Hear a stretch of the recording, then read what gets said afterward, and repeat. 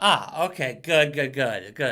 Okay, so we are finally here. Yes. So it's time to talk about the mechanic and the Technomancer. Seeing as how, yeah, we finally have the playtests. So let's get into this. I'm going into this completely blind because I haven't read any of this. So, the mechanic and the Technomancer.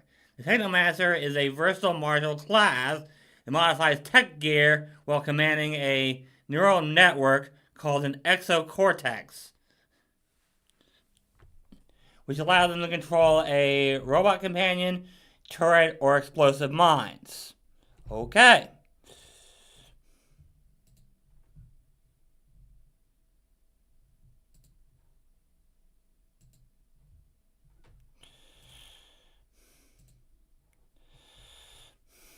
Anybody in the chat yet? No? Okay. All right. Well then. Okay. Sounds like the mechanic might be similar to Inventor. The Technomancer is a prepared spellcaster who's fluent in magical programming language that they can use to overclock their gear, cast powerful magic hacks, and customize their spells. Ooh, that sounds interesting. Okay, that definitely sounds interesting. Now, we don't need to go through this. Alright, looks like we're starting with the mechanic. Kurag, born to a poor family on Agaton, Kurag, Quig, I guess is how you say that, grew up tinkering with any tech he could get his hands on. He built a trusty robot companion, a drone named Scout, using Junk Scourge. Yeah, okay, we don't need to read this. Okay, so let's see. Mechanic obviously goes off intelligence. I kind of figured it would. 8 plus con, okay. Expert in perception, expert in fortitude and reflex, trained in will saves. Okay. We're also trained in computers, of course, crafting, and 2 plus intelligence. Okay. So that means most are going to get 6 other skills besides computers and crafting. Makes sense. Simple and martial weapons, light, medium, and armored defense, and mechanic class DC. Okay. I'll train in all that. Okay. Cool. Alright. Now let's move on to mechanic advancements.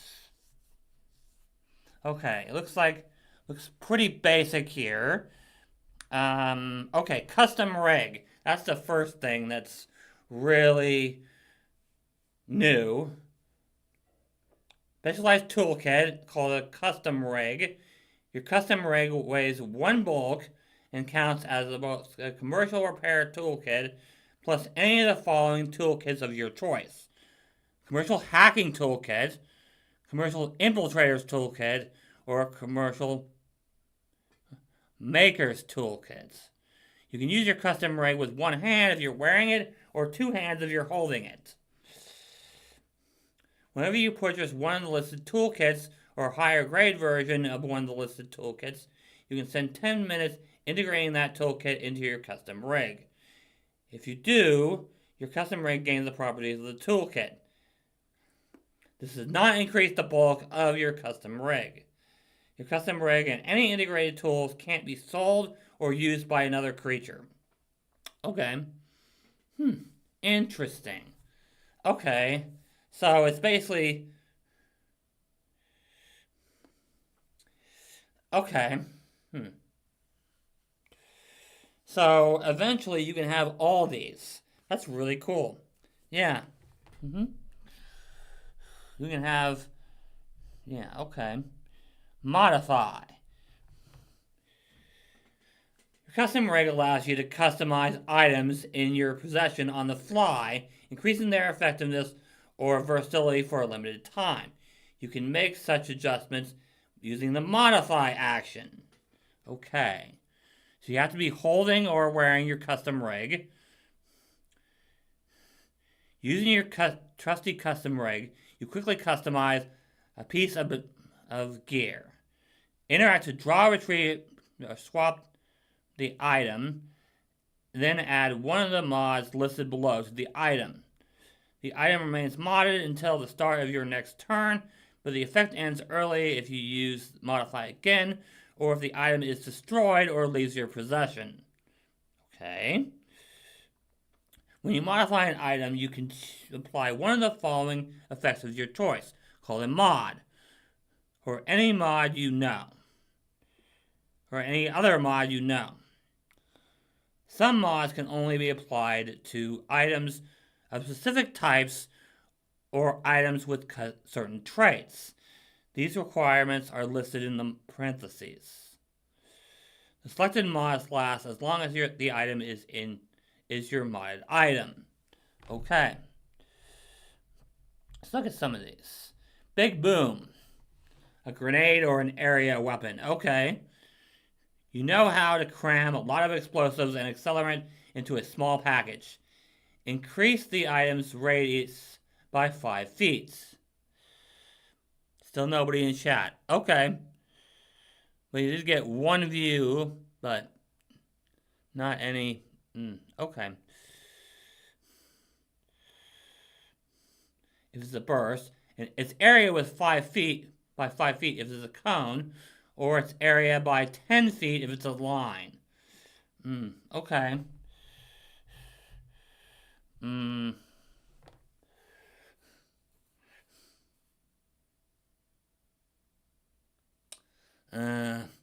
So there has to be some you're using. This can't be. You can't use this on another creature's weapon, or another creature's item, which kind of sucks. But, Bunker Buster, a grenade or a weapon. You amp the destructive capabilities of an item. The item bypasses 5 hardness, or if it has raising, 5 hardness equal to 5 plus the raising value. Okay. Incapacitant, another grenade or weapon thing. You swap the live ammunition for dummy rounds. The item gains the non-lethal trait. Okay. That could be useful. Magnetic levitators. Armor. You activate powerful magic magnets in your armor that propel you off the ground. Your base land speed gains hover. Okay, and what is hover?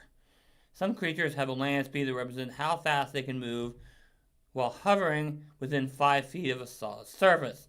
Hovering creatures don't count as flying, but might be able to avoid certain hazards. Oh, okay. I gotcha. That makes sense. So you can basically hover over, like, mines or whatever. Long-range propulsors. This is a grenade or ranged weapon. You increase the distance you can reliably shoot or throw the item. Increase the item's range by 10 feet if it's a grenade, or its range by 30 feet if it's a ranged weapon. Okay. You quickly troubleshoot. Item, drone exocortex, or turret exocortex. Okay, so this just gets rid of, this just downgrades the glitching condition by 1. Alright, here we go. Here's our subclass. Exocortex. I'm guessing this is a subclass.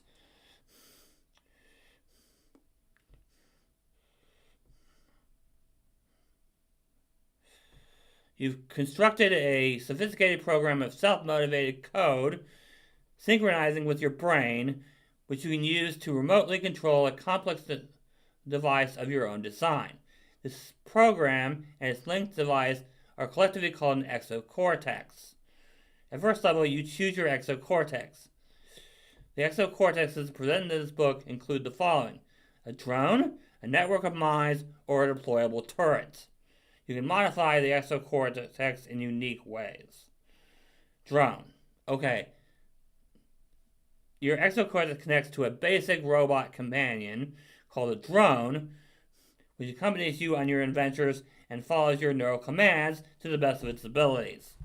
See Robot Companions for more information. Drones are detailed on page 16.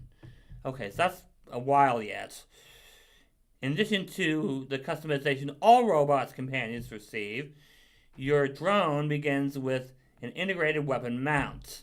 You control your drone with your thoughts at a range of 150 feet. Only you can operate, control, and repair the drone. If the drone is ever beyond your range of control, it can't perform any actions. During your daily preparations, you automatically repair your drone, restoring it to maximum hit points, even if it's been destroyed. You can further customize and advance your drone by taking feats. You can spend an additional time directing your drone for a more complex plan of action. You can spend 2 actions to command instead of 1 when commanding your drone. That your drone can use an additional action, normally 3 actions rather than 2. You can modify your drone and any weapons it wields when you are within reach. The drone counts as armor for the purposes of modify. Okay. You gain the following new mods. Desperate Repair. Drone Exocortex. Your drone gains temporary hit points equal to your level plus your intelligence modifier. Okay? Killbots. Your drone gains a +2 status bonus to damage rolls. If your drone strikes deal more than 1 damage dice, the status bonus increases to 2 per weapon damage dice to a maximum +8 with 4 weapon damage dice. Interesting. This is already a better version of Inventor. Because, yeah.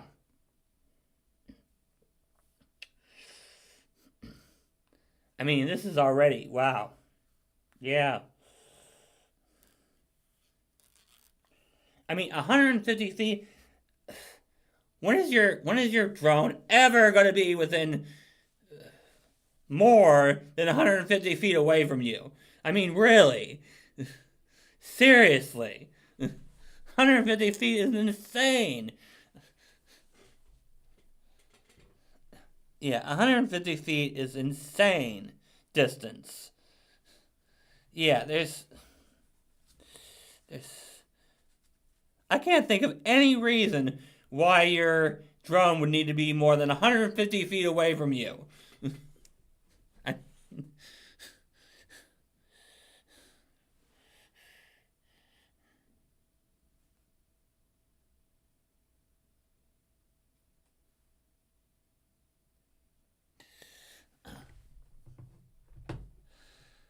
Okay, let's see here. Yeah, whereas the construct companion that the inventor gets, I believe, has to be within 60 feet of you.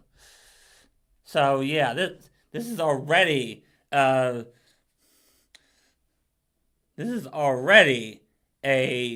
much better version of Inventor.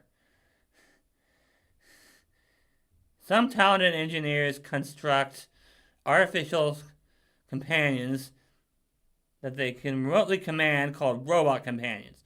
Robot companions follow the same rules as animal companions with the following changes. It's an artificial construct that obeys your orders. Your robot companion gains the construct, robot, and tech traits and loses the animal traits, obviously. It gains 2 actions during a turn if you use the command action to command it. As a construct, Your robot companion can't be healed, but it can be repaired. If your robot companion is destroyed, you can repair it as part of your daily preparation. That's another reason why this is a better version of Inventor. Because even if your robot companion gets destroyed, you can just repair it during daily preparations. That's freaking awesome. That is freaking awesome.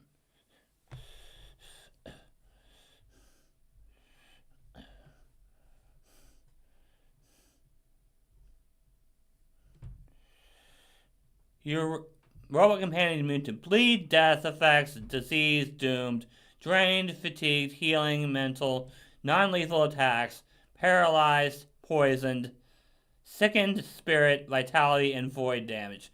Obviously, yeah, it's a construct, so of course it has all those immunities.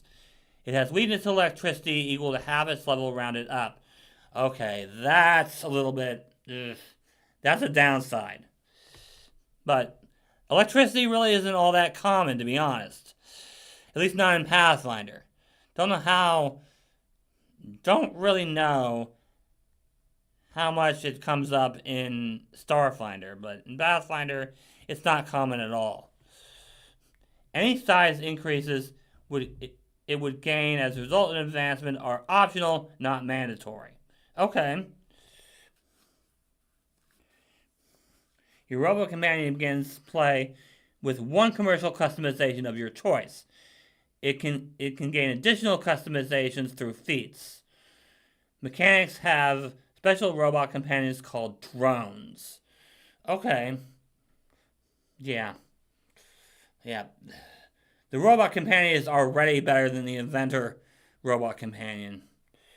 Even though it does have weakness to electricity. Which, I mean, it's a robot. Of course it does. Moving on. Mines. Your exocortex manages a network of mines. You employ these mines with the deploy mine action and activate them with the detonate mine action or reaction. Your mines are shielded and can't detonate from taking damage. Okay, that's good. The DC to disable your mines is equal to your class DC. You can collect an adjacent, deployed, and undetonated mine as a single action, storing it alongside your prepared mines in your custom rig.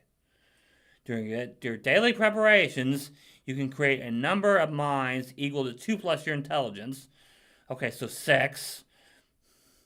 In most cases at level 1, which is also your maximum number of mines. If you're below your maximum number, you can craft new mines using your custom rig. For every 10 minutes you spend in exploration mode, you regain 2 mines. This doesn't prevent you from participating in other exploration activities. You can store all your mines in your custom rig with no increase to its bulk.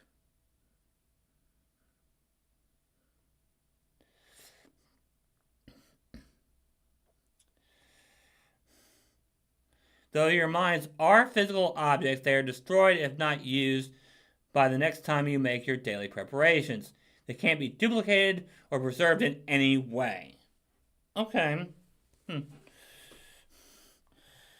I'm not sure how good mines are going to be, though, to be honest. I mean, the only way I could see it is if you're like one of those stealthy. If you wanted to be like a stealthy mechanic, then yes, I can see mines working extremely well for that type of character. But otherwise, it really depends on how you want to play this. But let's move on. Let's move on to deploy mine. 1 action to 2 actions. Okay. You deploy a mine, planting it in an adjacent square and priming it for detonation. You can increase the number of actions you spend on deploying a mine to 2, to instead plant the mine in an occupied space square within 30 feet. When you deploy the mine, you can select whether it will deal fire damage or piercing damage when detonated. You can modify one of your deployed mines at a range of 30 feet, and modding it as if it were a grenade or with the following new mods. Okay, so all the mods that have to do with grenades you can use with mines. That's pretty cool. Smart Mine. You program your mines with rudimentary virtual intelligence, allowing them to avoid damaging specific targets. Okay, this is cool. Select one target within 60 feet. That target is excluded from the area of all mines you detonate. At 5th level, it's 2. Okay. Targeting Mine. Your mine's proximity sensors enable you to pinpoint creatures in range. Increase the mine's damage by an amount equal to your intelligence modifier. Okay, so you can either have them do more damage, or you can have them avoid, like your allies say. Okay. Okay, that's pretty cool. That is pretty cool. Yeah. Alrighty. Now, how do we detonate them? Detonate mine. One action or reaction. A mine that you deployed has to be within 100 feet of you. Okay. To detonate it. With a moment's thought, you trigger the detonation of a mine you deployed within 100 feet, causing it to explode in a 10-foot burst. This mine deals 2d6 fire or piercing damage based on the damage type you selected when the mine was deployed. Creatures in the area can attempt basic reflex saving and class DC. Okay. You can detonate your mine as a reaction with the following trigger. The trigger is a creature enters or leaves a square within the burst area of a mine you have deployed. Okay. So basically if they try to move towards you, you get to say reaction, blow up the mine. At 3rd level and every 2 levels after, the damage increases by 1d6. Okay. Yeah. Okay. This is better than I thought it was. But I still think it's best for a stealthy mechanic to use this.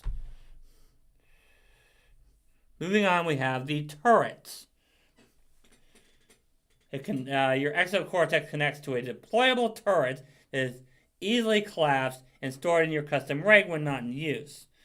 You can only deploy one turret, and your turret retains its current HP when stored in your custom rig. It occupies a 5-foot square and provides lesser cover. You can take cover behind your turret. Okay. Once deployed, you can fire this turret remotely if you are within 100 feet of the turret, as a range strike originated from the turret's location.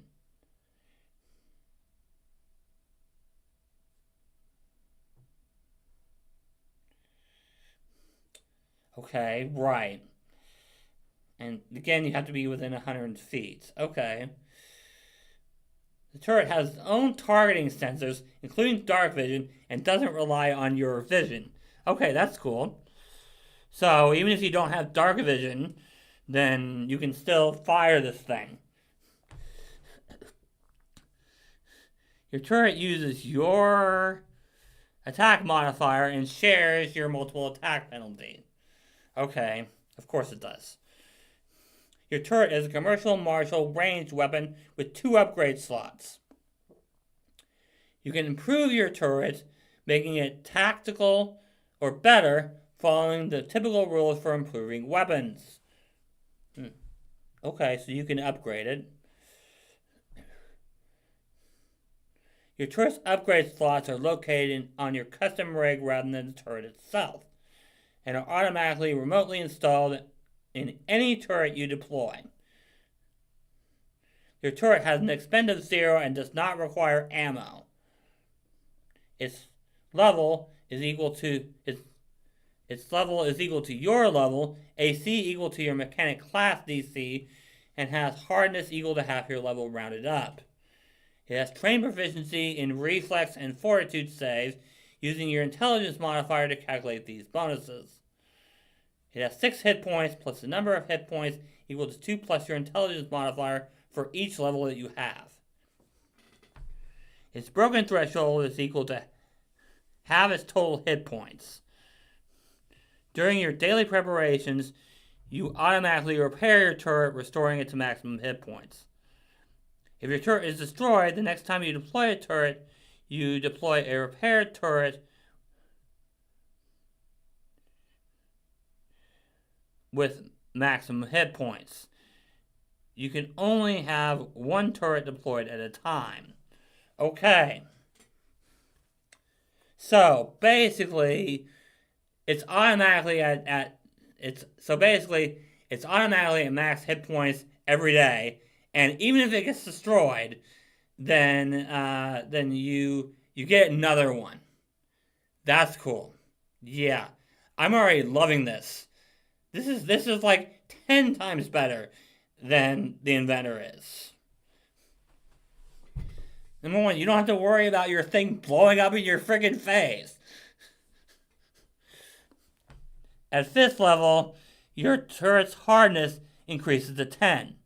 At 10th, it's 15, and its proficiency rank in reflex and fortitude saves increases to expert. At 15th, it's 20, and master in fortitude and reflex saves. Select one of the following arrays for your turret, which determines its damage type and range increment. You can spend 10 minutes modifying your turret using your custom rig to change the selected array. We have a chain gun, 1d8 piercing damage, range increment 90 feet, analog trait projectile weapon. Okay.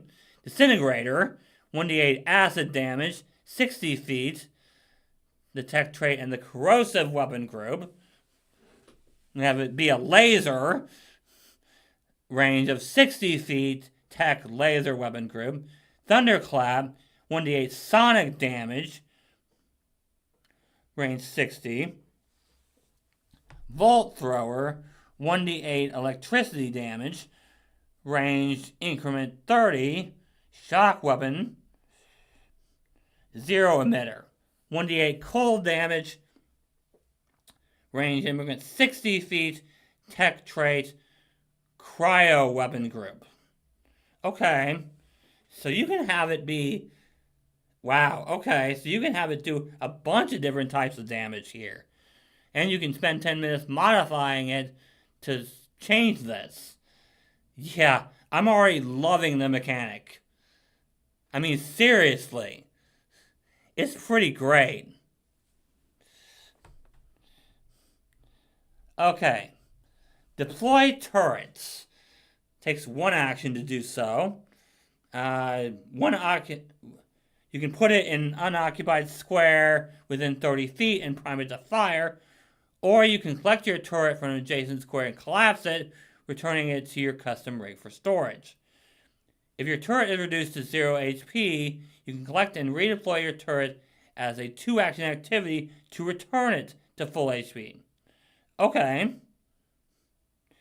You can modify your turret when you are within reach of it, modding the turret as a weapon or using the following 2 mods. You can increase the turret's damage by an amount equal to your intelligence modifier. Or you can tweak its array. You can tweak your customizations. Okay. Ah, I see. Okay. Okay. So, yeah.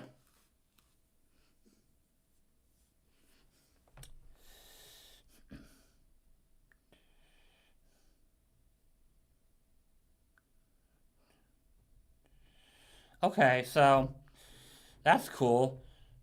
It normally takes 10 minutes to modify to change your selected array, but you can use one action to do it. Or increase its damage. And if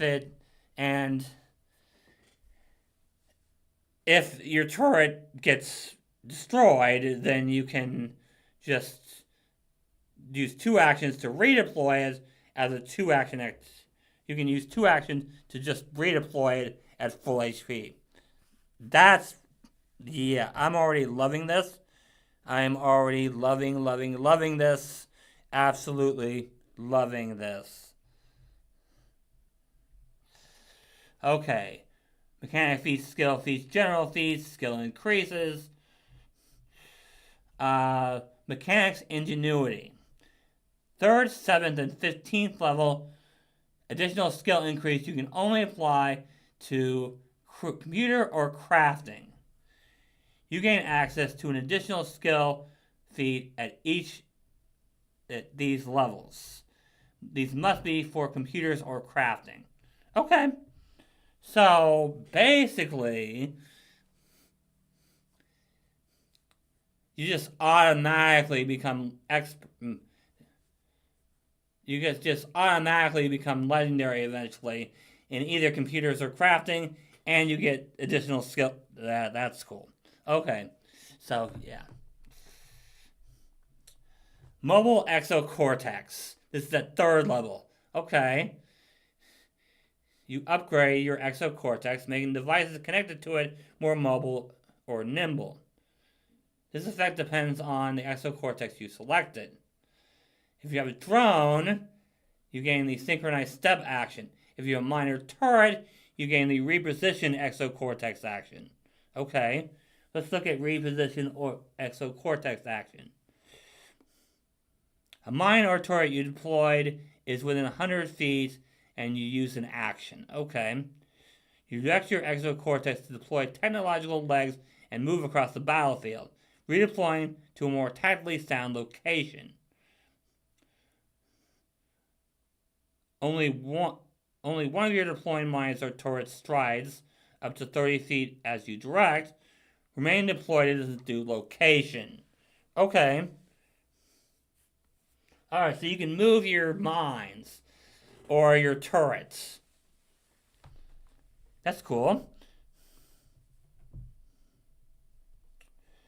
And with synchronized step, you and your drone each stride once for 1 action. That's great action economy right there. Yeah.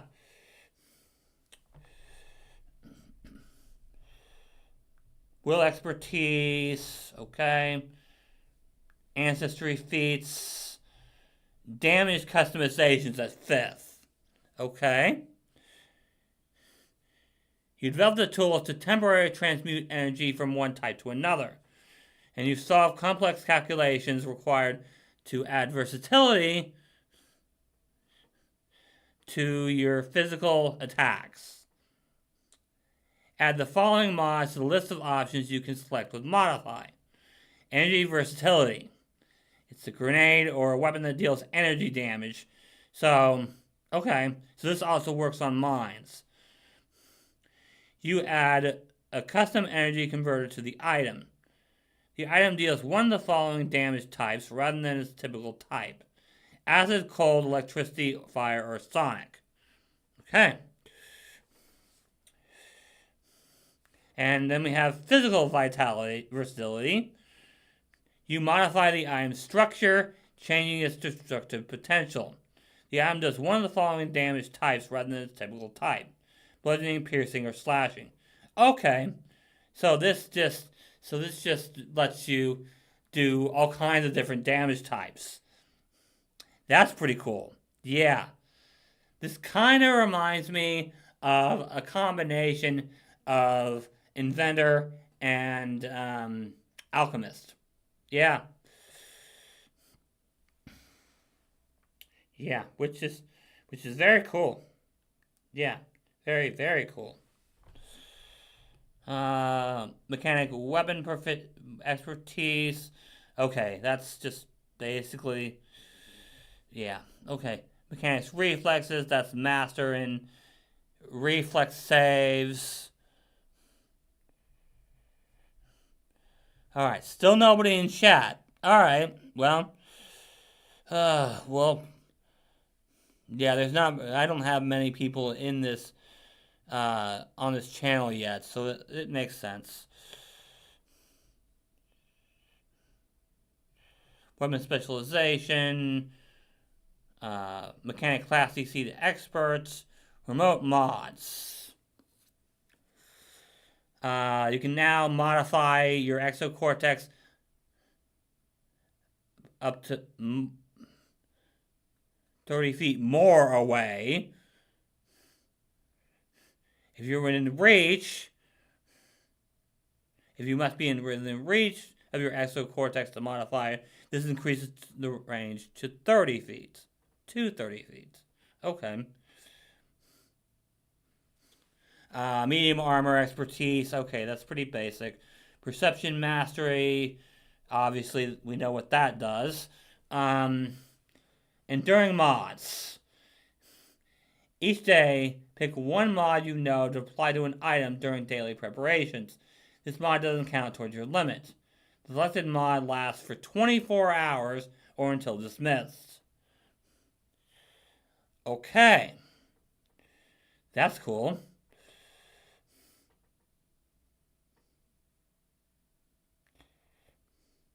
So it's basically an extra mod for 24 hours.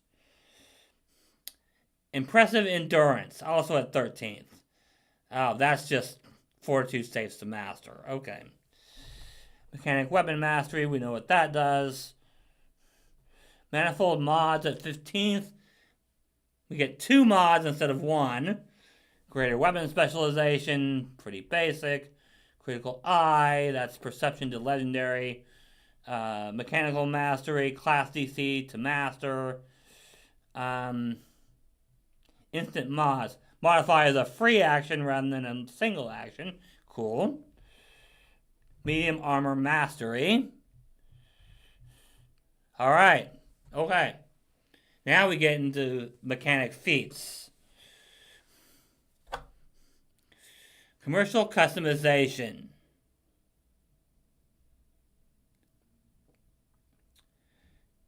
You further modify your drone, granting it a new ability. 1 commercial customization.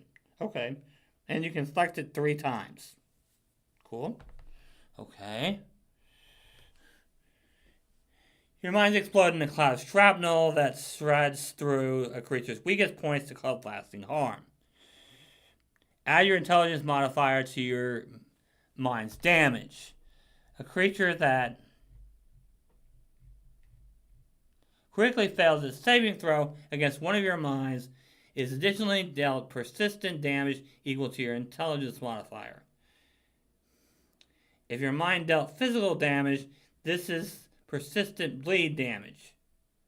Otherwise, the persistent damage is of the same type dealt by the mine. Wait a second.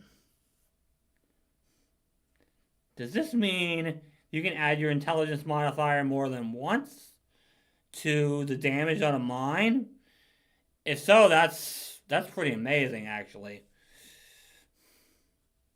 Because I know there were points up in the class abilities that said you get to add your intelligence modifier to the damage, and this adds it as well. I think these mines can do a bunch of damage. I mean, seriously. And it can do all kinds of different types of damage too. That's cool. This is already reminding me of Alchemist. And it's just a better version of Inventor too. Explosive shots. You develop a nozzle that can be fitted onto single target weapons, splitting the weapon's fire into dangerous new shapes. You gain the following new mod. Explosive shot. The modded item deals 1 splash damage per weapon damage dice. This splash damage is the same damage type as the modded item deals. I really, really hate that these mods only work on your weapons. That's the only downside I see to this class. Otherwise, I think this is a fantastic class. But this would be so much better if you could put these mods on on other people's weapons. Anyway, high voltage. You modify your drone's power cell to create and store excess electricity, which your drone can release in a sudden jolt. Your drone gains the electric discharge action. Your drone discharges electricity around it in a volatile attack, dealing 1d6 electricity damage of your choice in a 15-foot cone or a 30-foot line. Creatures in the area can attempt a basic reflex save against your class DC. Your drone can't use this ability again for 1d4 rounds. For every additional 2 levels you have, the damage increases by 1d6. Okay. So...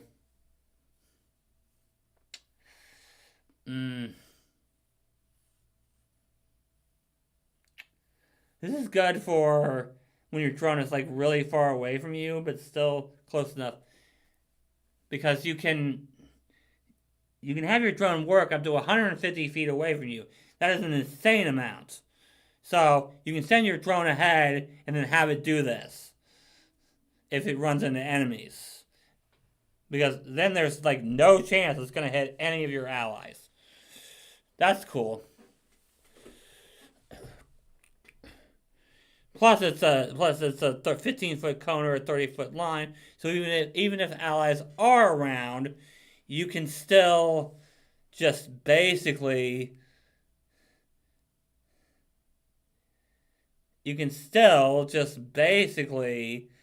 have it. There's still ways you can make it so that it only hits enemies. That's cool. But you do have to be careful with it because it is everything in that area. Alright. High-tech medic.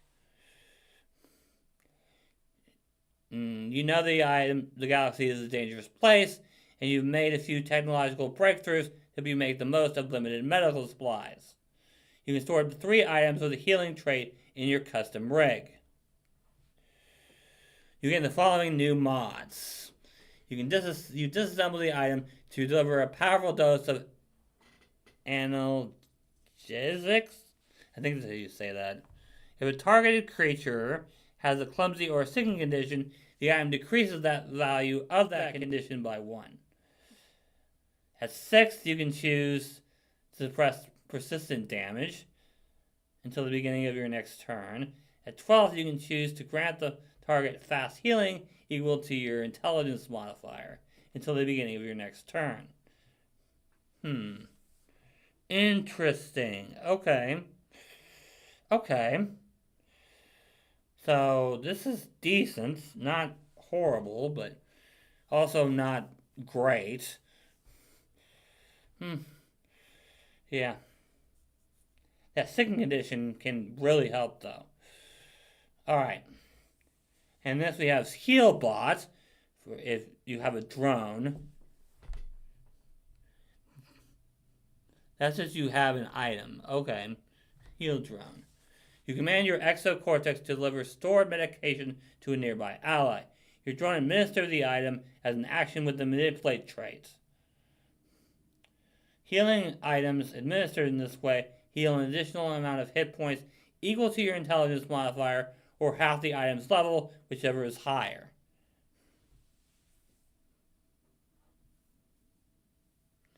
Yeah, okay.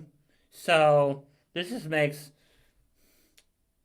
Combine this with the Trojan Alchemist, and... Yeah, that one is good. That one is really good. Especially if you have an alchemist in the a Trojan alchemist in the party. Yeah. Moving on, we have multidisciplinary mechanic. Select either biotech, magitech, or necrotech. In addition, you become trained in the associated skill and gain additional lore feat in the associated lore. Okay, biotech. You become trained in nature.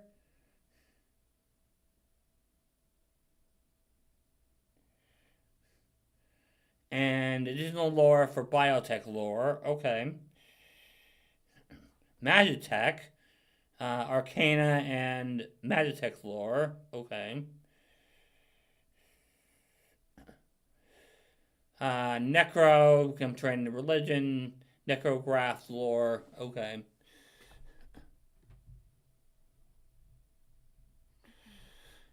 Okay, let's look at the special. If you have the critical explosion feat and plant a mine, you can choose to deal different type of damage depending on your discipline. If you have the explosive shot, you can modify the weapon with a weapon with explosive shot. You can choose the splash damage dealt to be a different type of damage depending on your choice of discipline.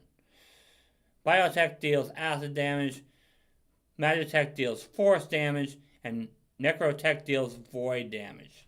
Okay. Alright, so basically, this is another way you can get different damage types. That's cool.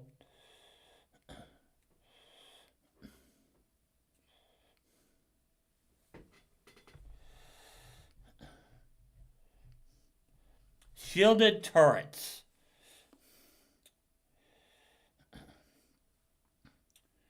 Your turret provides cover rather than lesser cover. Taking cover behind your turret provides greater cover. Oh. That's cool. That's cool. I love that. I love that feat. For the turret? Yeah. I mean, that's a huge amount of armor class just from taking cover behind your turret? Yeah, okay. Area denial turret, that's second level. You build your turret so it can rain down widespread destruction in addition to performing targeted shots. You can use 2 actions to fire your turret. When you do, the turret gains the area cone or area line trait, your choice, and its range is halved. Okay. Could be useful, but depends on the situation.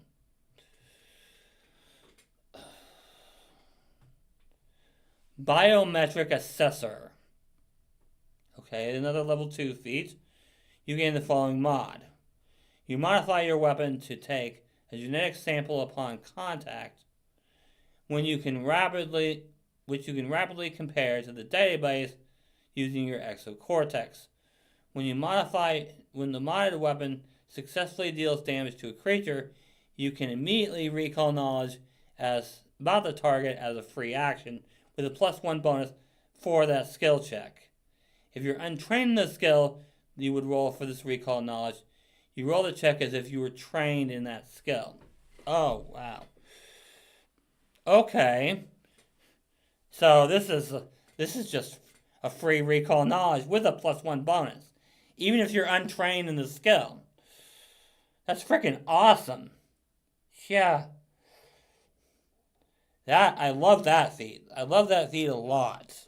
Yeah. Coordinated fire with drone or turrets. Okay. You and either your drone or your turret make a range strike against the same target using your current multiple attack penalty. If both attacks hit, combine their damage. Apply the target's resistances and weaknesses only once, and it counts as 2 strikes. Okay. But you use your current multiple attack penalty. So you get 2 attacks at full attack bonus, which is awesome. Okay. Hunker down. You dash across the battlefield and hunker down behind cover before unleashing hell on your enemies. You stride and take cover. You can either detonate a mine, make a ranged strike with your turrets, or your drone can make a strike. Okay. So you get to stride, take cover, and you get to attack. That's awesome. I like that a lot. Yeah. Moving on. Instant deployments. You roll initiative. If you have the drone exo turret, your drone strides. If you have a mine or turret, you can deploy the mine or Oh, wow. So this is great action economy manipulation here. This just says, oh, my thing my thing can attack right away. Or I can attack with my thing pretty much right away. That's only a level 2 feat? That's kind of insane, actually. Yep.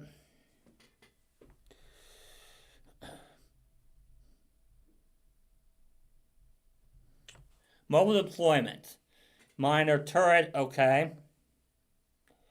For 2 actions, you can strike twice, and at any point during that movement, you can deploy mine or deploy turrets. Okay. Another great action economy thing, but instant deployment I think is better. Especially when combined with, what was the other one?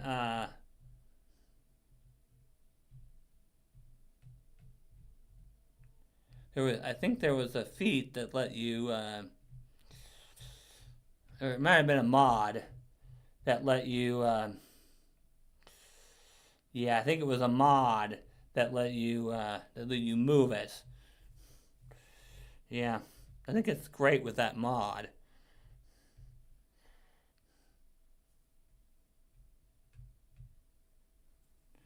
I think instant deployment with that mod that lets you move the turret around, I think is I think it's the better option here. Modified drone. You design your drone to be adaptable. You can apply mods to your drone as if it were a weapon, granting the benefits of those mods to any weapon in its integrated weapon mounts. Okay. So that one basically allows you to put weapon stuff on your drone, which is pretty cool. Okay.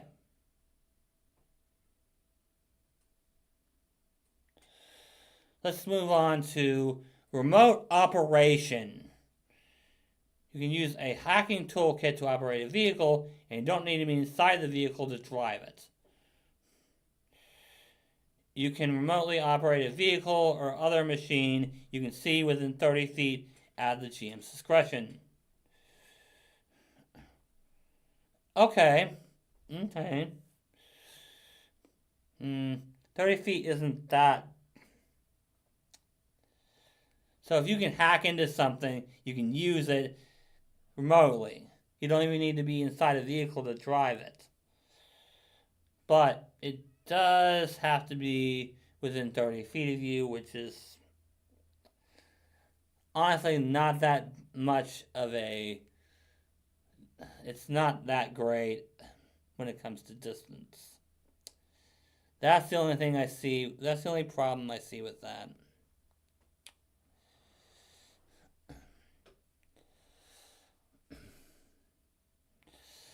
Yeah. It's not that much distance. Alright. Adaptive camouflage. Another new mod. Using auto-populating holograms, you fail to target. A creature wearing the modded armor does not need cover or concealment to hide or sneak.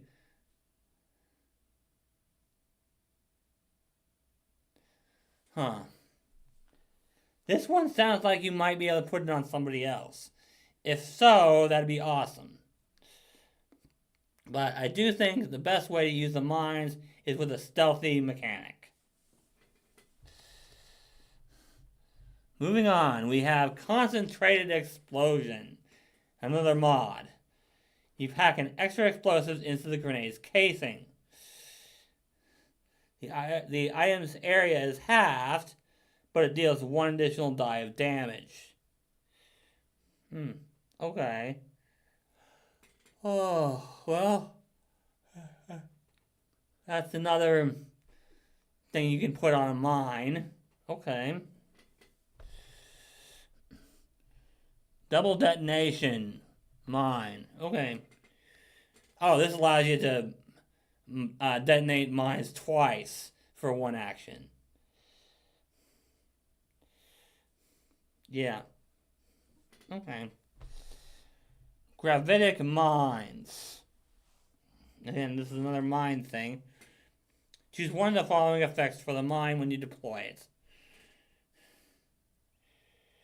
When your mines detonate, they pull creatures 5 feet toward the mine, and 10 feet plus slowed 1 on a critical failure. Big Bang. When your mines detonate, they push creatures 5 feet away from the mine in a random direction. 10 feet plus knocks prone on a critical failure. Its forced movement doesn't trigger reactions. If this movement would move a creature into a space it can't occupy, the creature stops moving in the last space it can occupy. Self-destruct with a turret. If your turret is deployed within 100 feet, you overload the turret's systems, causing it to self-destruct in a volatile explosion. Your turret deals 1d6 damage, piercing damage, and 1d6 fire damage to all creatures in a 20-foot emanation. Creatures in the area can attempt a basic reflex save against your class DC. Your turret is destroyed. This is, oh, your enemies are getting too close to the turret, blow it up. The turret's destroyed, but that doesn't matter too much. If you got a turret exocortex, because you can just spend 2 actions to put it back up at full hit points. Yeah, okay. Let's see. Tactical drone. You've improved your drone, making it a mature companion and gaining the following additional abilities. It can still spend... Oh, okay. This is the... I see. This is the mature animal companion feat.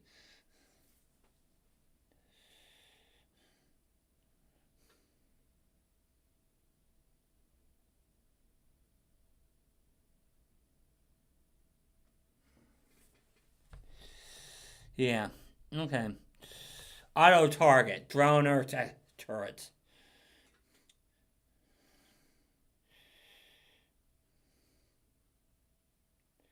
Okay. Alright, yeah, okay. This is the attack of opportunity. Yeah. This is 100% the attack of opportunity thing. Except it's a range strike. That's cool. Okay. Hooking companion. For 1 action, your drone or turret activates its special camouflage device and gains concealment until the beginning of your next turn. Not great. Not great at all, honestly. It's concealment. It's not like it can make stealth checks. If it can make stealth checks, well, I mean, okay, the turret can't. The drone might be able to, depending on how drones actually work.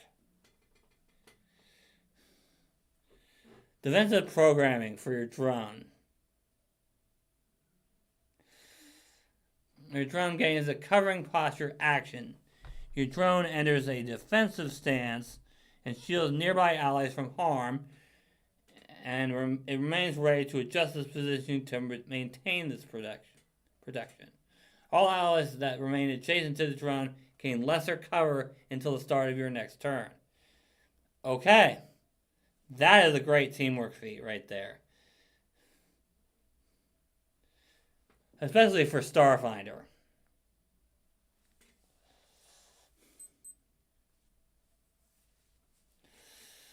Let's move on to double deployment. You've programmed your exocortex to deploy mines together to create a choke point. Deploy mines twice. Both mines must be within 30 feet of one another. Okay. Tactical customization. Okay, this just, yeah. Grants your drone another ability. Okay. Tactical team up. Your turret makes a range strike against the target, then you make a range strike against the target. The target is off guard against your strike. That's 2 actions. Okay. Yeah. Sadly, this does do the multiple attack penalty thing. Because your turret does go off and use your multiple attack penalty. But at least the target is off guard against your strike. So you fire with your turret, and then you fire with your weapon. And yeah, you're going to take a -5, but they also take a -2 to their armor class. So it's not great. It's good, but it's not great.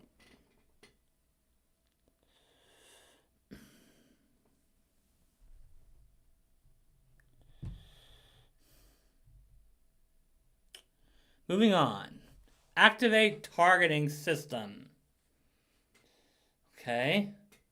The next time before the end of your turn that you, your drone, or your turret makes an attack roll, the attack roll ignores circumstance penalties to the attack roll, as well as any flat check required due to the target being concealed or hidden. Okay. So, that's pretty decent, actually. It depends on how often you get circumstance penalties to attack rolls, which in Pathfinder 2e really isn't all that much. But maybe it'll be better in Starfinder. I'm not sure. Refined chassis. Okay, that's just the upgrade for your drone if you want it. Cloaking fields. Okay, new mod. You customize the armor. This is for the armor or exocortex. Okay. You customize the armor to commit a cloaking field in a 5-foot emanation.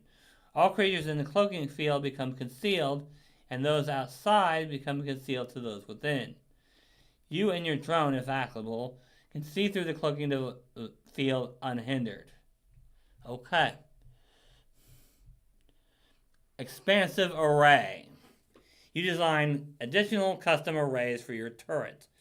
Select 2 of the following arrays. Add the selected arrays to your list of available arrays. Mental damage 60 feet, mental poison damage 60 feet, vitality damage 60 feet, void damage 60 feet. Okay. You can take this feat a second time. When you do, you must select different arrays. You can get 2 of these, and these are all pretty good, honestly. Yeah. I mean, none of them are going to work on robots, sadly. But other creatures, yeah, pretty much all of these are going to work. That's fantastic. Except for Vitality, that's only going to work on undead, but there are definitely undead in Starfinder, so yeah. Let's see. Gravitic Dampener. Either your drone, either your turret, your drone, or one of your deployed mines raise a 10-foot raised emanation of difficult terrain, which moves with the drone. It is immune to the difficult terrain created by its own aura. The aura lasts for a number of rounds equal to your intelligence modifier. Okay, so basically it's difficult terrain around your thing. Always. For one action. That's pretty darn good, actually. Difficult terrain's a lot more. Yeah, it's definitely something you should look into using, especially in Starfinder. Yeah. Instant install.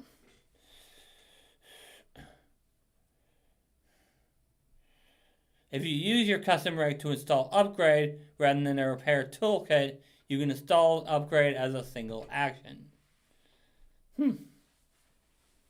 Okay, that's very interesting, actually. I like that one a lot. You can do it as a single action, which means you can do it during combat. That's awesome. Okay, transmutative casing, another new mod. Damage dealt by the item is inflicted by one of the following special materials of your choice: cold iron or silver. At 16th, you add adamantine and acuronite to the list of options. Okay. Another great way to do extra damage types. Cool.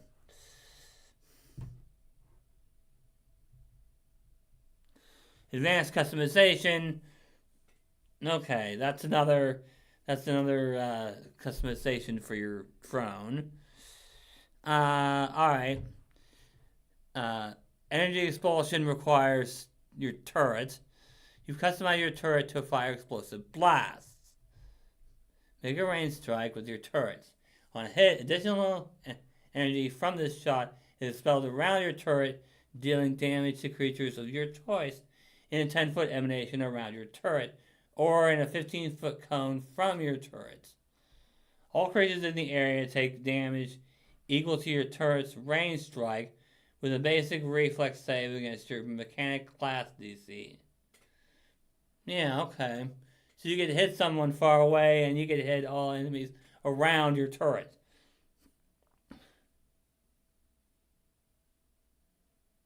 That's cool. Yeah, I like that a lot. Alright. Flickering shields. You learn how to install a rudimentary shield that temporarily blocks damage.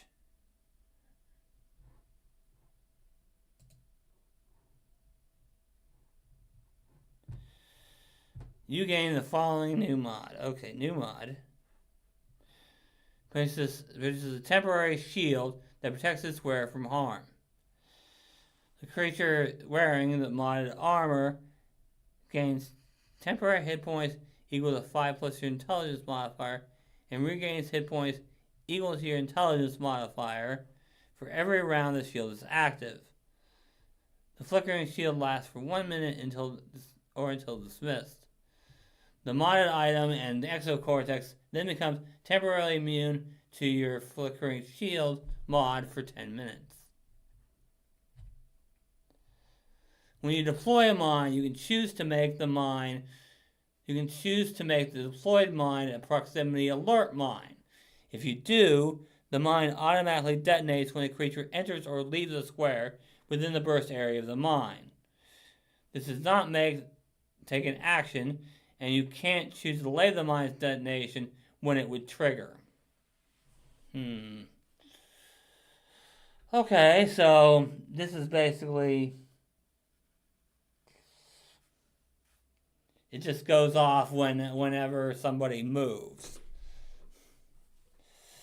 Okay. That's interesting. Don't know how often that would actually be effective, but it is a good idea. Rocket boosters for your drone. Drone gains a fly speed of 20 feet.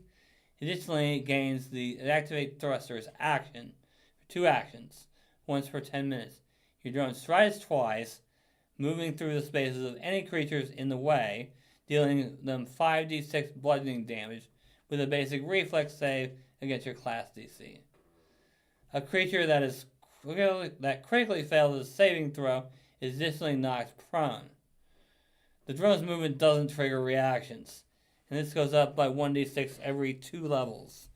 Yeah. Alright, 12th level. Deploy bunker. Okay, so this creates a wall, retractable barrier. You either create a 5-foot wide metal wall in the space adjacent to your drone or turret, or you extend the wall you've already created by 5 feet. The walls created by your exocortex are 1 inch thick, 5 feet high, and can be placed vertically on the border between squares. They must be placed on a solid horizontal surface. The walls are part of your exocortex and sharing the same statistics and hit points. The walls automatically retract back into your exocortex if the drone or turret that created the wall moves or is forced to move from its location.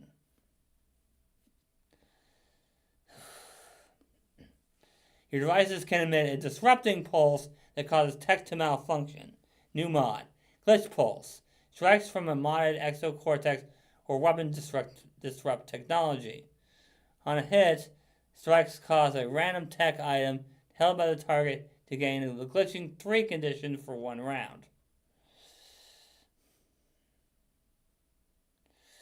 If the creature has the tech trait, the creature must attempt a fortitude save against your class DC.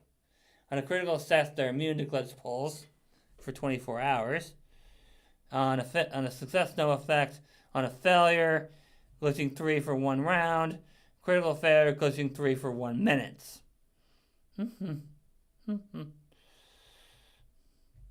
Alright, let's talk about healing minds. Obviously it uses minds. New mod. Your minds heal the amount of hit points they would have dealt as damage. Okay. So this is... Alright. This is a good thing to do outside of combat then. That's out of combat healing. You don't want to put them down in combat because then enemies might heal from it. But the healing minds would be great.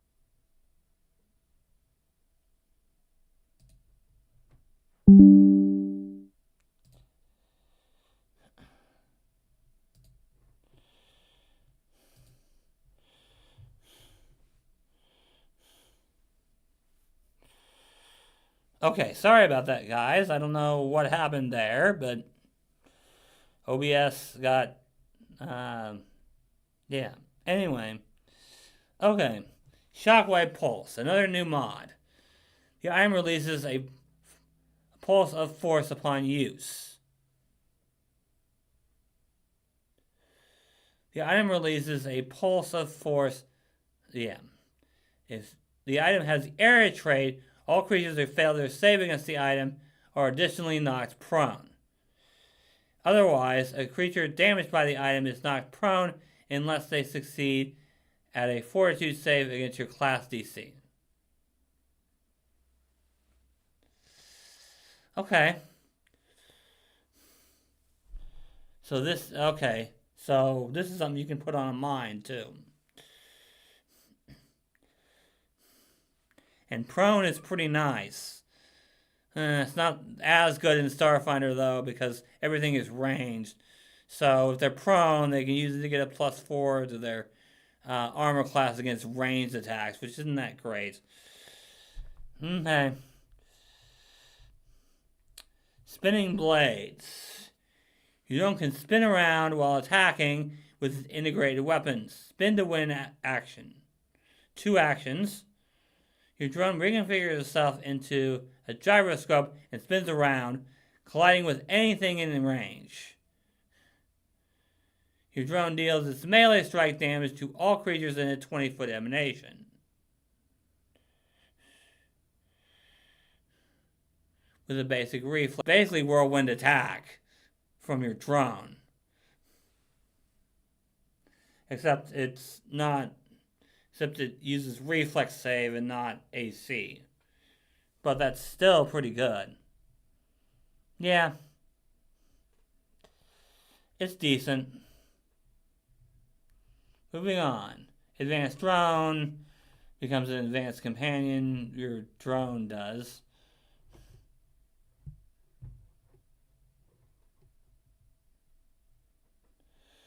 Advanced targeting system. When you roll an attack roll that's affected by activate targeting system, you can choose to add the fortune trait to that roll. If you do, you roll the attack roll twice and use the higher result. Okay, so this helps with this definitely helps with accuracy. Yeah. Alright. Convertible chassis. This is for your drone. Your drone gains the mobile reconfiguration action. Your drone reconfigures into its alternate chassis. It remains in the new configuration until you command it to perform this action again. Okay. Oh, so this allows you to change the armor on your drone. Okay, that's decent. Not great, but decent. Uh, you move forward alongside your exocortex.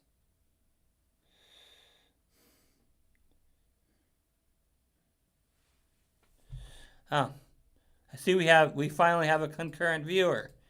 Is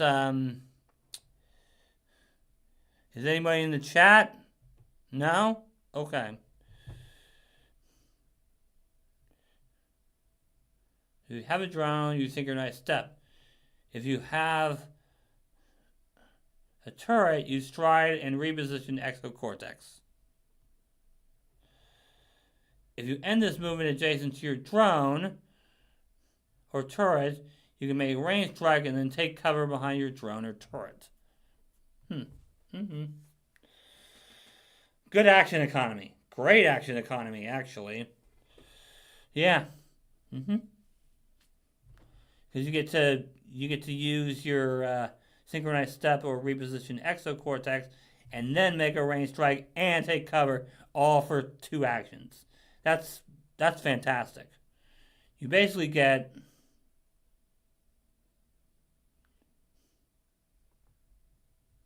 3 actions for 2 actions. It's pretty great. Self-repairing exocortex. Okay, this is drone or turrets. Either your drone or turret gains fast healing 5.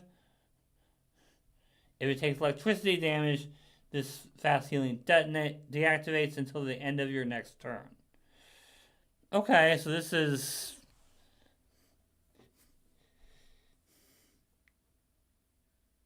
doesn't even take an action. It just gets the 5 hit points back every round. That's cool. Yeah, I like that a lot.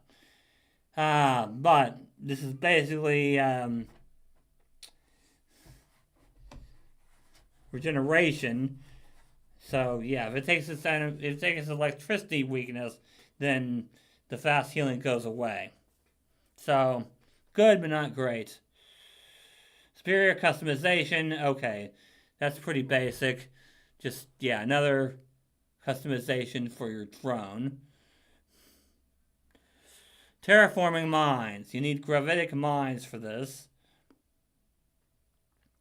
When you deploy a mine, choose one of the following effects.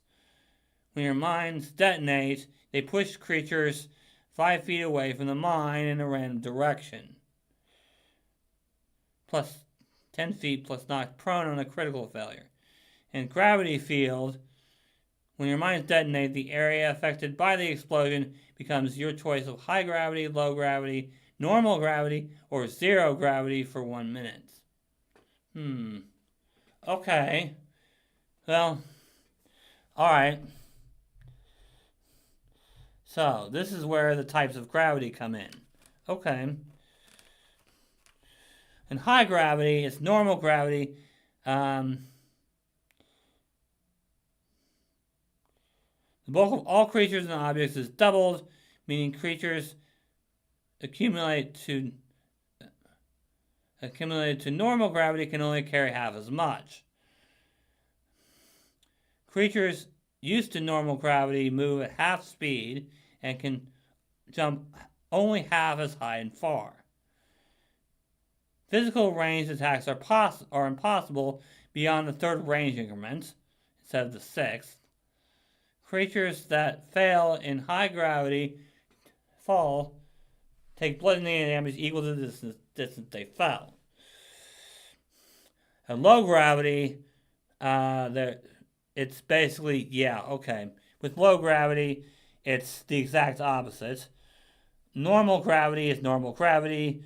0 gravity, creatures float in space unless they can push off a surface, or use some force to propel themselves, such as a fly speed, equipment, or spells. Creatures in 0 gravity are untethered. Okay. Alright. Untethered. You're in 0 gravity or a similar environment without the means of movement and float without supports. You can't take move actions unless they specify they can be used in your current environment. At the end of your turn, you can move 5 feet in the last direction you moved. You can take the push off action to change directions and distance moved. Once you gain a means of moving in your environment, you lose this condition. Typically, a creature with the untethered condition in zero gravity also gains a clumsy 1 and off guard condition while untethered. Alright. Push off. You have to have at least one hand or leg or suitable appendage free and you're untethered. You can use an object or creature of the same size or larger as you as leverage to change the direction you're floating in. Float to have your speed in the chosen direction. Creatures, the distance you move at the end of your turn while untethered changes the amount you moved during this action. You can push off as a free action immediately after you have made a successful melee strike or shove. Okay. Cool. Now, elite drone, that's specialized companion. Okay. Specialized robot companion. Okay. Enduring exocortex. When you have 0 hit points or are otherwise unable to act,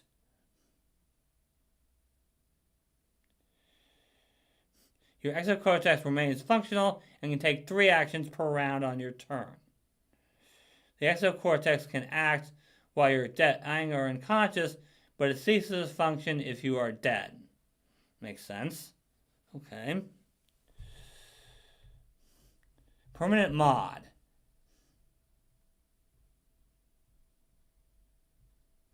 As a 10-minute activity, you can apply 1 permanent mod to a non-consumable item. The mod does not count toward your number of maintained mods and lasts until you next apply a mod in this way. Okay. Auto loop. At the start of each enemy's turn, you gain an additional reaction you can use on that turn for a mechanic reaction. Don't know how many. I don't think there were many mechanic reactions, so don't know how good that feat's going to be. Moving on, we have multitasker. You become so accustomed to maintaining and manipulating your network of minds, you can activate them without a thought. Permanently quickened. You can use your extra action to command your drone, fire your turret, or to detonate a mine. Okay, that's really good. Yeah, I like that a lot. Ultimate drone. Okay, this requires drone.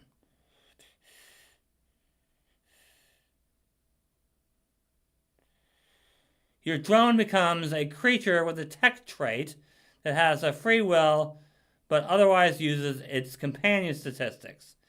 Your drone can act independently even if you're out of range or unconscious. You and your drone each roll initiative and can choose to act on the better result. You can also make the following adjustments. Increase 2 of its attribute modifiers by 2. Apply the extra benefits of 1 path listed below. Bodyguard. Master in Athletics.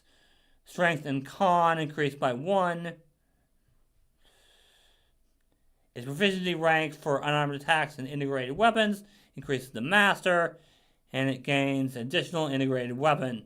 Diplomats. Master in Diplomacy. Charisma plus 2. No cost for alarm. Diva. Master in Performance and Media Lore. Charisma by 2. Fascinating Performance. Hacker. Master in Computers. Its intelligence modifier increases by 2. It gains combat hack feats.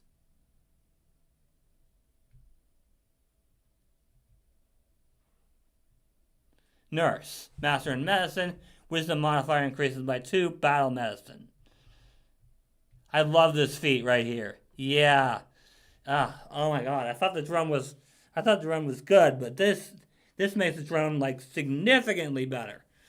Oh my god. Yeah. Yeah. Is there anything else for mechanic before I okay. Just the robot companion stuff. I'm not going to go into too much detail on this because these are basically just going to work like animal companions. But yeah.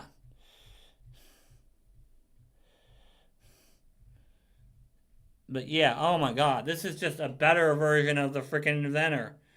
I mean, yeah.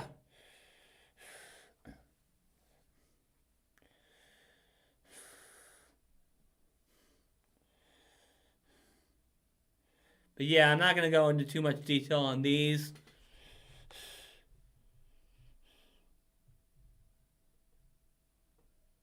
Because, yeah, these are just going to work exactly pretty much like animal companions, but they're robots, so. Okay, now we get into commercial customizations. Let's see. Armor plates. Robot companion gains +1 bonus to AC, or +2 if it's a superior one. So it uses on-armor proficiency to calculate its AC. Okay. Artificial personality. It can attempt skill checks that require charisma and speak common. Aquatic adaptation. Waterproof and gains swim speed. Cameras. Okay. You can see what it can see. Climber. Climb speed of 20 feet. Flyer. Fly speed of 20 feet. Grounded. Loses its ability to electricity. Integrated weapon mounts. Alright, light mounts, linguistic upload. Okay, I'm not going to go through all of these. I think I want to... okay, yeah. I'm going to take a break here. And then when I get back, we'll get into the Technomancer, which is the one I'm really interested in, to be honest.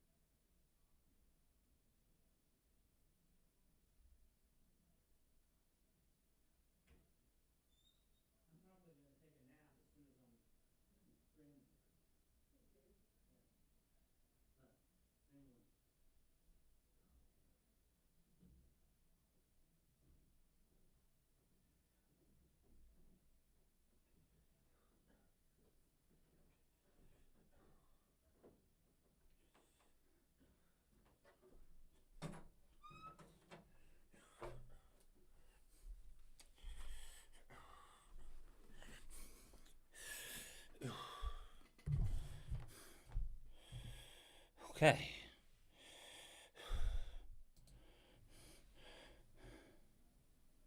Alright, guys, I'm back. Let's get into the Technomancer. Raya.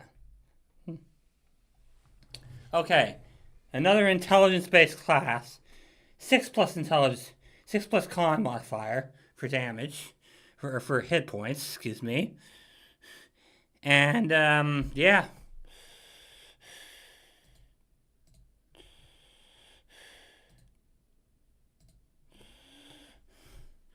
Then we get to train in perception, train in fortitude and reflex, expert in will. Okay. Train in arcana, computers, and 1 plus intelligence. So that's a total of 5. So less than the mechanic, but it is a spellcaster. So that does make a little bit of more sense. Train in simple weapons, unarmored attack, light armor, unarmored defense, spell attack modifier, trained in spell DC, and trained in Technomancer class DC. Okay. But, anyway, let's move on to Technomancer spell casting.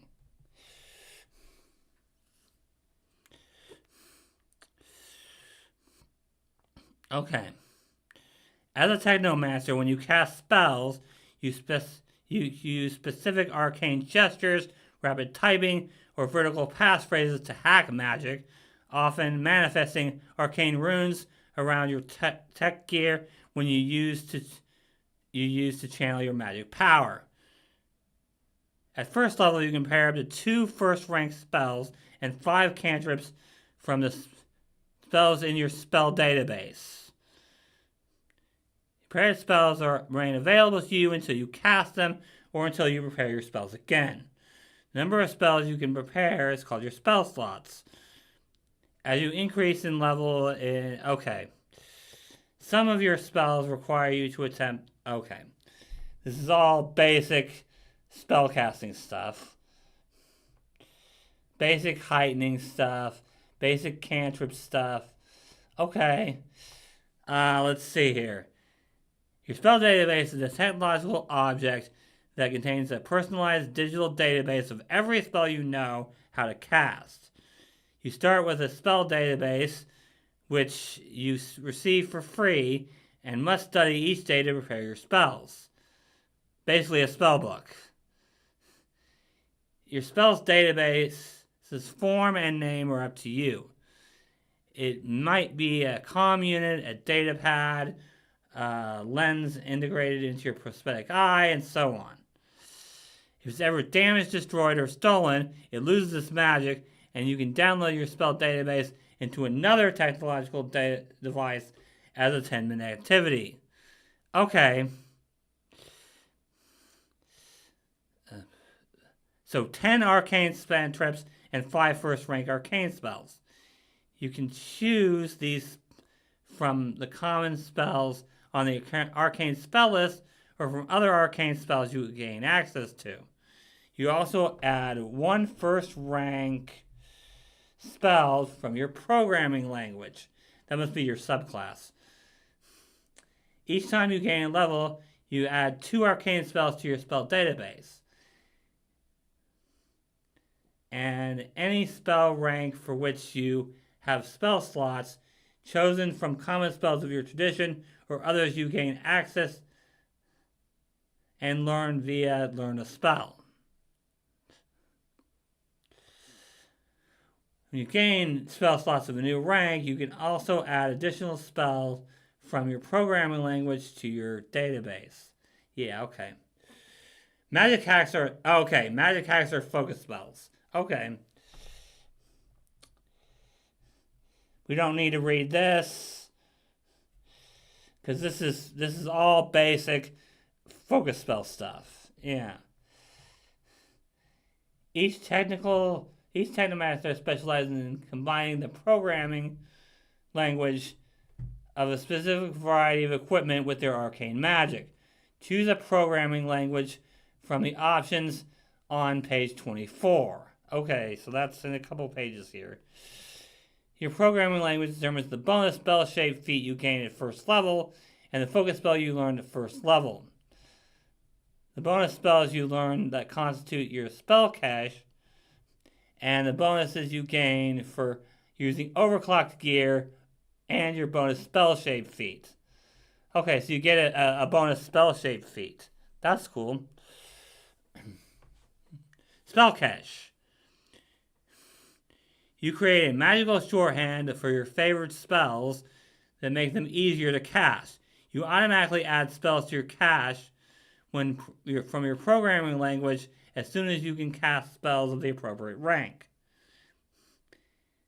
Cache spells in your spell database can be prepared normally during your daily preparations, or you can download these spells to overwrite and replace other spells you prepared so that they can be cast using that spell slot. You gain the download spell action, which is once per every 10 minutes free action.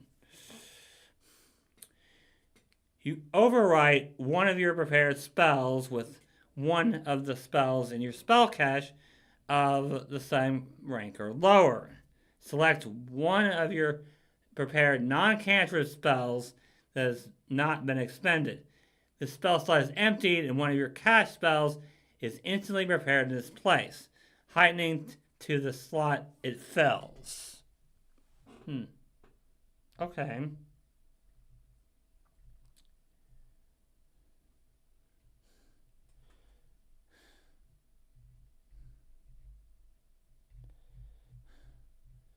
Jailbreak spell. Your gear is overclocked. This is a spell shape. Okay. This is what you get at third. You draw the magical energy out of your overclocked gear to power a spell shape.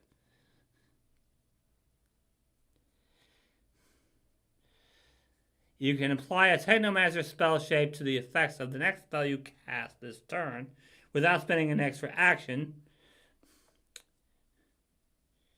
And you can choose to apply the jailbreaking benefits of that spell shape to the spell. Each programming language has additional jailbreak bonus applied to a specific spell shape feat. After you cast the jailbreak spell, your gear is no longer overclocked.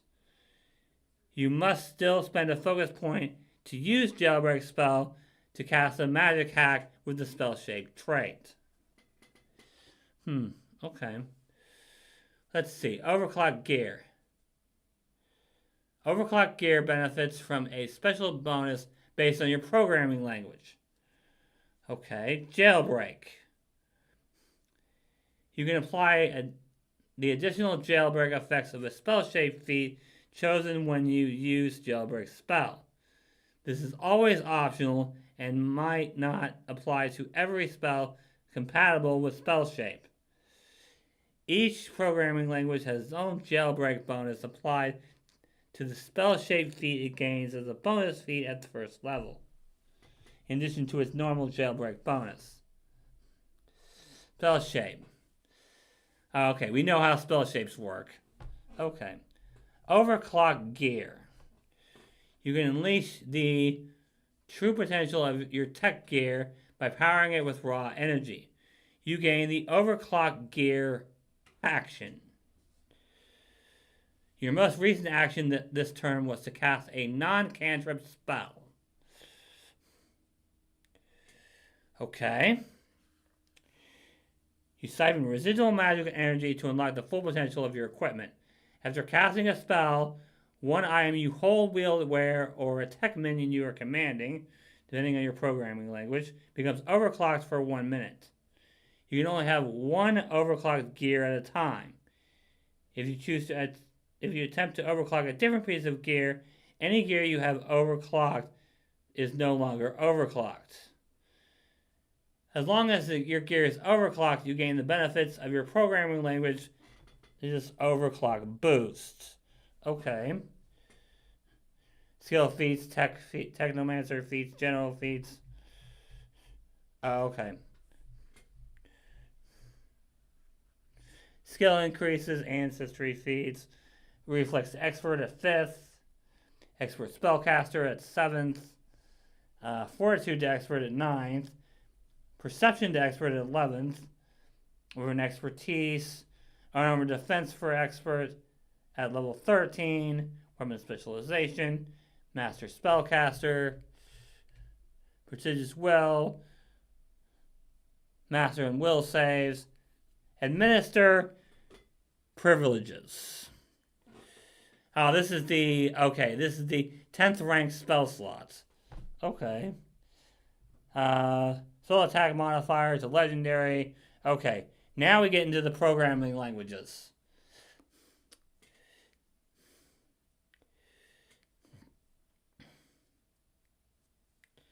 Okay, so this is just how they work. So we get a spell catch, we get a magic hack, we get a bonus spell shape feat, an overclock boost, and yeah, okay. DPS++ is a premier programming language for weapons, including incorporating technical commands, shortcuts, and innovations from programming languages found across the galaxy to cause maximum destruction. This incredible feat of computer science is responsible for universal compatibility of weapon upgrades. Okay, so supercharged weapon, caustic conversion, electro tether, hydraulic torrent, impaling strike, disintegrate, true target, Arctic Griffin implosion. We'll get into the magic hacks later. The spell shape is signal boost, overclock boost. Yeah, I'm just going to go through the, everything's on screen, but I'm just going to go for the overclock boost here, because that's the important part. You reduce the circumstance bonus to AC your targets have from cover by an amount equal to half the rank of the spell you cast to overclock your gear. Reduce any penalties due to range by 1. You gain a circumstance bonus to weapon damage equal to the rank of the spell you cast to overclock your gear. If the spell dealt damage, this bonus is the same type of damage the spell dealt rather than the weapon's normal damage. If the spell deals multiple types of damage, select 1 damage. Okay. Well, for Jailbreak Spell, when you apply Jailbreak Spell to apply the Signal Boost spell shape to a spell that deals damage, you gain an item bonus to the damage equal to the base weapon's die of your weapon to 1 target of the spell. You do not apply any other modifiers to the damage, including feats, attribute modifiers, weapon traits, or weapon upgrades. Okay.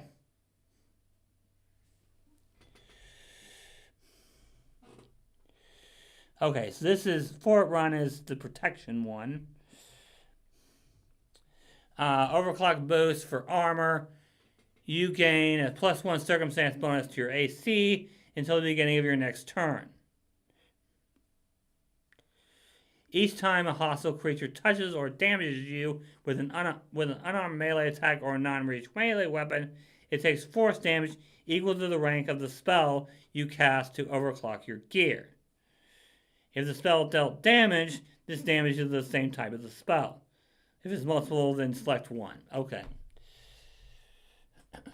When you jailbreak spell to apply denial of safety spell shape to a spell that deals damage, you can use the spell's surplus energy to move yourself in any direction up to 1 square per rank of the spell. This is forced movement and does not trigger reactions. The origin of the spell and its area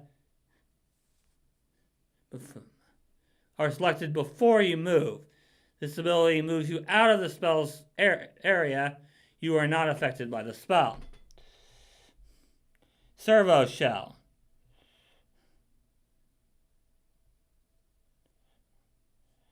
Okay, so this is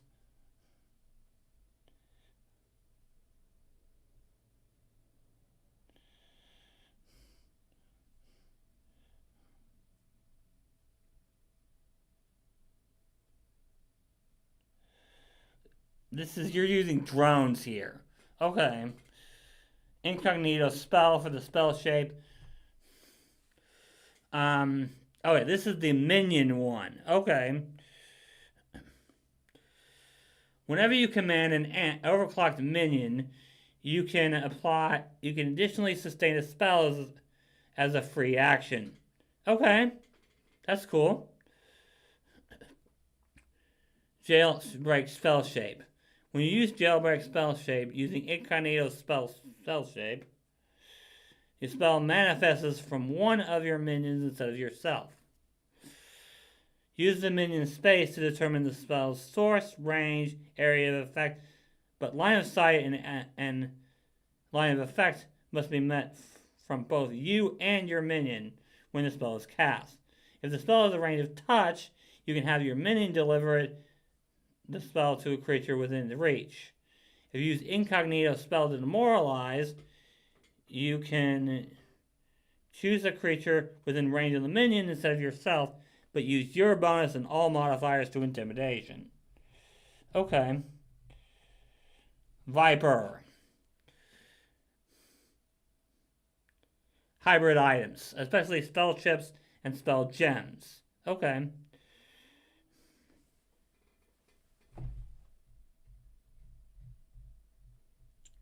Overclock boost. You hack other magic traditions. When you overclock a spell gem or spell chip with spells from another tradition, you can cast a spell using that item as a spell of your arcane tradition using your spell DC and attack rolls as normal. Oh, so this allows you to use spells from other traditions. That's cool. That's very cool, actually. Yeah. When you use jailbreak spell using the spell circuit spell shape to cast a spell from a spell gem, you can draw the hybrid item as a free action and treat it as an electromagnetic grenade on page 33 with a level equal to or less than level of the spell gem until the end of your next turn. For example, a 4th rank spell gem is treated as an advanced grenade, and a 6th rank spell gem is treated as a superior. If the spell dealt damage, the damage of the electromagnetic grenade uses one type of damage the spell dealt instead of electricity. Okay. I think we can get into feats now. That's awesome. Okay. Counterspell. Okay, we know what Counterspell does, so I'm not going to worry too much about that. Alright. Denial of safety. You manipulate the energy of a spell to mercilessly blast a wider area. Oh, this is okay. If your next action is to use a spell, cast a spell that has an area, a burst, cone, or line, and doesn't have a duration, you increase the area of that spell.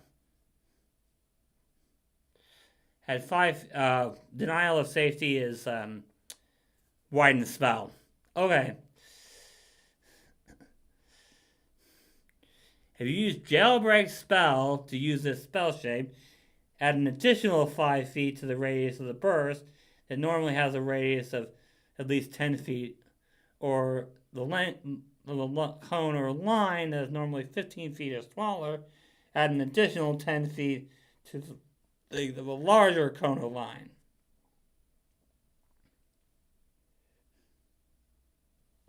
Okay. So this is just a better version of the widened spell. Okay. Incognito spell is subtle spell. Okay.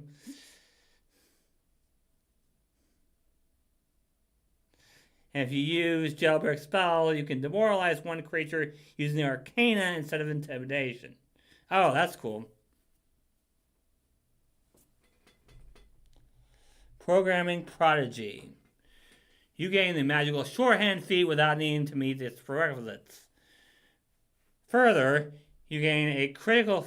When you roll a critical failure on your check to learn a spell, you get a failure instead. Okay. Signal boost. Okay. This is reach spell. Okay. If you use jailbreak spell to use this spell shape, then it's 60 feet. Oh my god, 60. Yeah, these are just better versions of. These are just better versions of spell shapes we already know about. Spell circuits. If your next action you use is cast a spell from a spell chip or spell gem, you do not have to be holding the item. Oh, that's cool.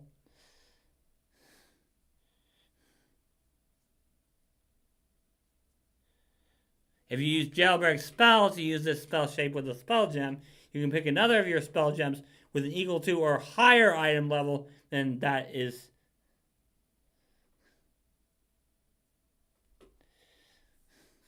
Then that is consumed instead.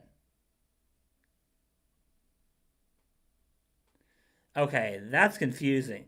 That is heckin' confusing, but it sounds like what that means is you can use a higher level item rather than the equal to level. Yeah, it sounds like that's what it sounds like, but that's very confusing. At least to me, anyway. Alright, now we get to second level with Ammo Infector Virus. You need combat hack for this.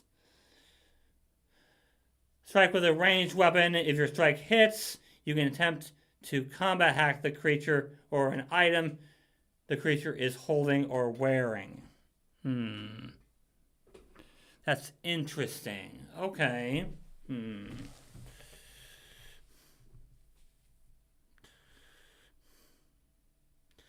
So this allows you to do it at range rather than having to be like right next to them and touch them. Okay, that's cool. Cantrip expansion. Okay, we know what cantrip expansion does. Gear authentication. During daily preparations, you can lock an item compatible with your programming languages so only you can use it. Other creatures can pick up, hold, stow, and carry the item, but it will not function unless they succeed at a computer's check to hack it equal to 10 plus your computer's modifier. You gain the Access Remote Gear action. You teleport the gear you locked with gear authentication to you. It arrives in your hand if you have a free hand, or if it feet if you don't. If the gear is armor, you can choose for it to arrive worn on your body if you are not wearing any other armor. Okay, so this is basically if there's something really important that you don't want anybody else to use, this is only you can use it. Cool.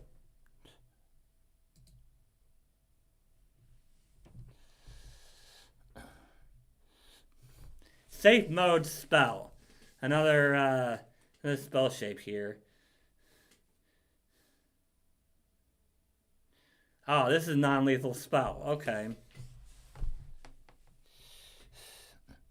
If you use jailbreak spell to use this spell shape, you can choose to make the spell an illusion that deals non-lethal mental damage. His spell requires a fortitude or reflex save. It becomes a will save. If the spell requires a spell attack roll against AC, you make your spell attack roll against the target's will DC instead. Illusion and mental traits. Okay, well, good, but not great. I mean, good if the enemy has low will saves, but that's really about it. Alright. Alakablam. I love that name. I love that name so much. Okay. DBS++ or Viber programming language. You were holding a weapon, and your last action was to cast a spell from a spell gem or spell chip. You can use the delicate remains of a consumed spell gem or spell chip as ammunition by firing it before the last of his magic fades away. You reload a ranged weapon using an assumed item and overclock gear. If the spell was not damaging, the spell deals an extra 1d6 force damage and the arcane and against the arcane and magical traits. If the spell dealt damage, the strike deals this type of damage instead, or one of your choice if it could do multiple types. Okay. Alright, so this is just a better version of, I don't remember the name of the feat, but there's a wizard feat that does something very similar. Okay. Delete root access. You need to have delete in your spell database. If your next action is to cast delete, replace this target with one construct or text creature. Instead of delete's normal effects, the target becomes controlled by you if its level is equal to or lower than your level -3. It can attempt a will saving throw to resist being controlled by you. If the target is already under somebody else's command, the controlling creature rolls a saving throw, and the construct uses the better results. On a critical success, the target is unaffected and temporarily immune. On a success, the target is unaffected. On a failure, the construct or tech creature becomes a minion under your control.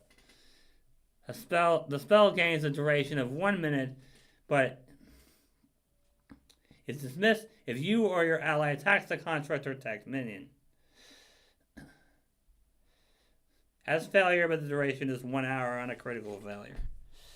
If you use jailbreak spell to use this spell shape, if the construct or tech creature succeeds a save, but doesn't critically succeed, it is your minion for 1 round. The construct fails the save, it is your minion for 10 minutes. If it critically fails, it is your minion for 24 hours. That's a level 4 feat? I mean, yeah, it can only be used on, like, low-level creatures, but still, that's a 4th level feat. It's kind of insane. You'd never have something like that in Pathfinder. Yeah. I mean, this is basically a dominate spell, but only for tech creatures and constructs that are basically level 1 when you first pick this up. Or less. But, I mean, you know, this feat could be very fun. Yeah. Double spell shape. Wait, are you serious?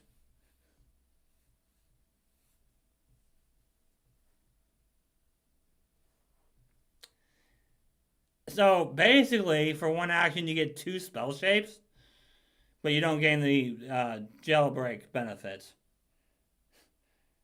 That's insane for a level 4 feat. 2 spell shapes. I think that should be much higher. Overclock focus.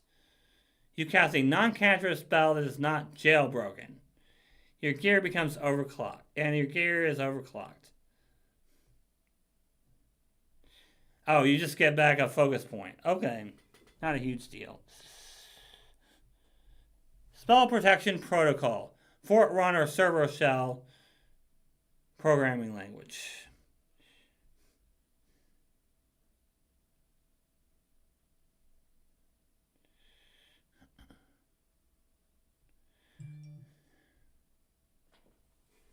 Okay, so this is you or an ally within 30 feet gains a 5-foot aura that grants the target and allies within the aura a +1 status bonus to saving throws against spells, +3 against your spells. Lasts until the end of your turn, and you can sustain it, but only to a maximum of 3 rounds.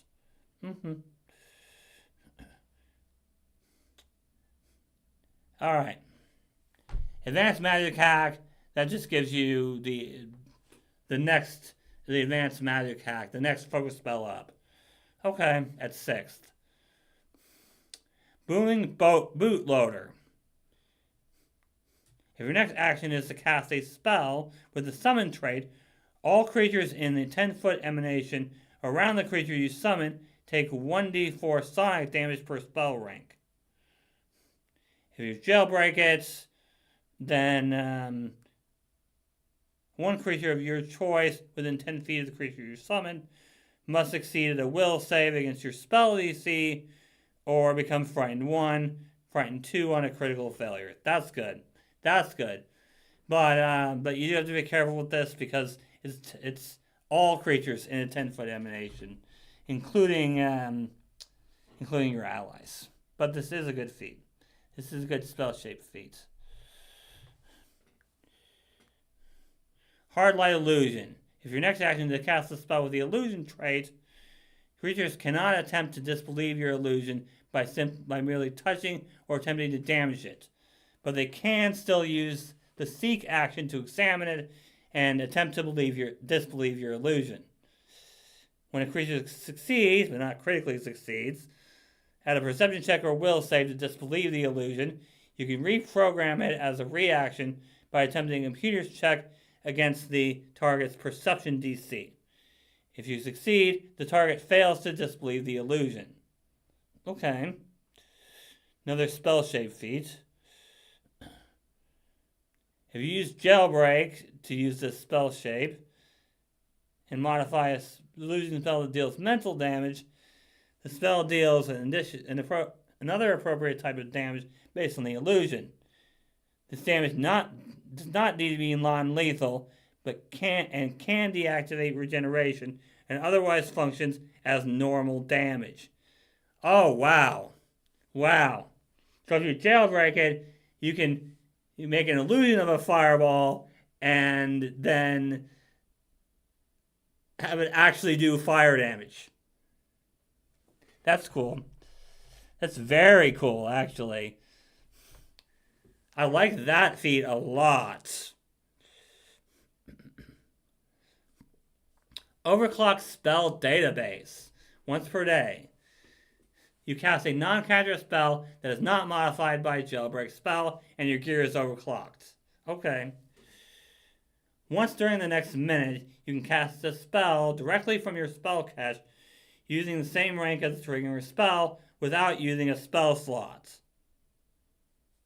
Cool. Pyrite Spell. Counterspell.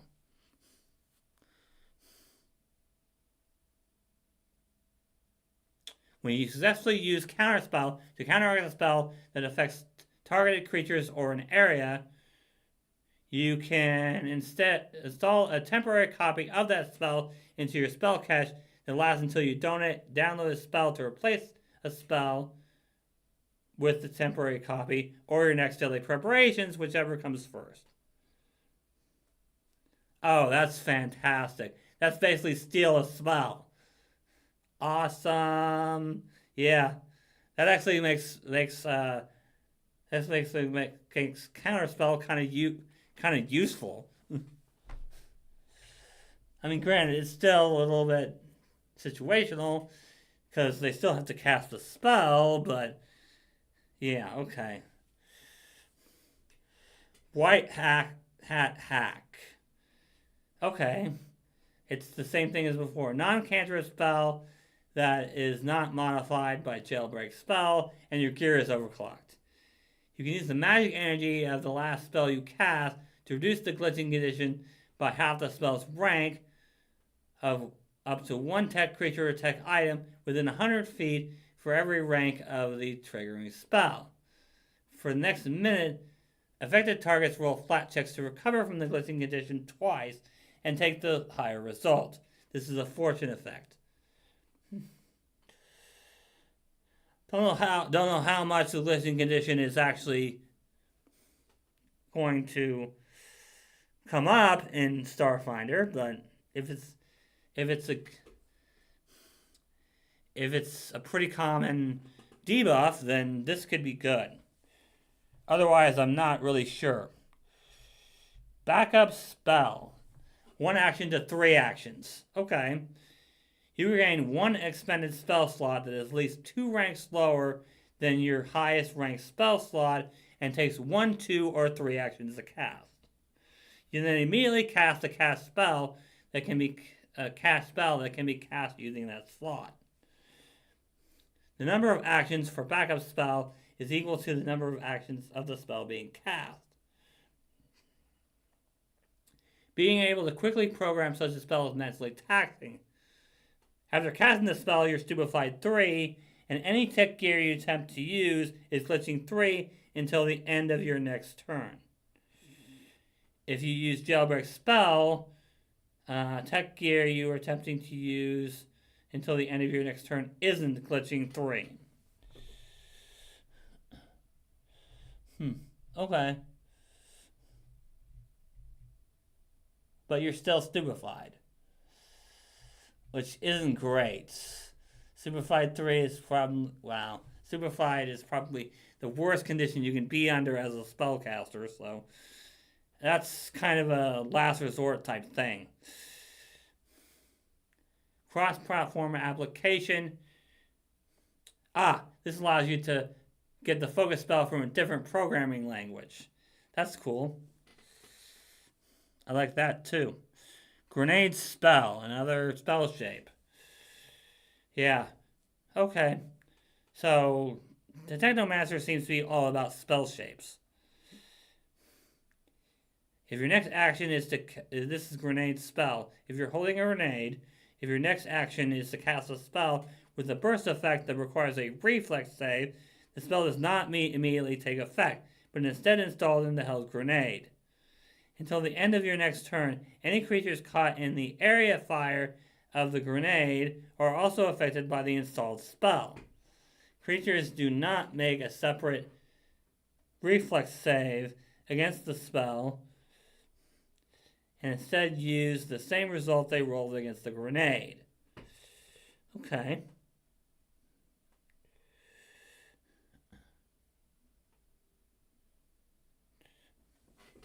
If you use Jailbreak spell, you can install any spell into a grenade. In any case, the creatures roll separate saving throws against your spell DC if it's not a reflex save.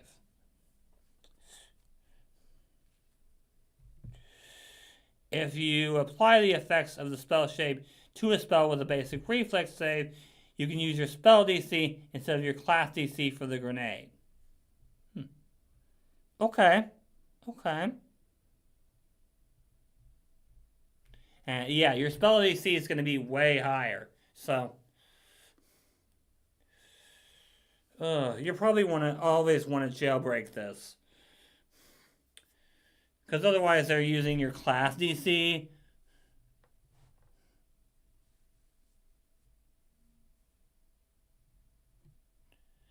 Yeah, because otherwise you're using their class DC, which isn't great. You're pretty much always going to want to jailbreak this. Alright. Spell library. During your daily preparations, you can add 1 spell of each rank you know to your spell cache until your daily preparations. Okay, so this is more spells. Awesome. Okay. Split tunneling. If your next action... Okay, so this is another spell shape. If your next action is to cast a spell without a duration that requires an attack roll against a single target, you can choose a second target within range. You roll a single attack roll and compare the results to the AC of both targets. This counts as 1 attack for your multiple attack penalty.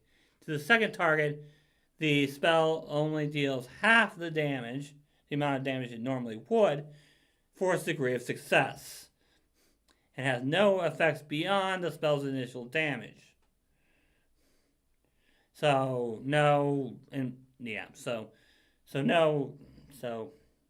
but that's only for the second target.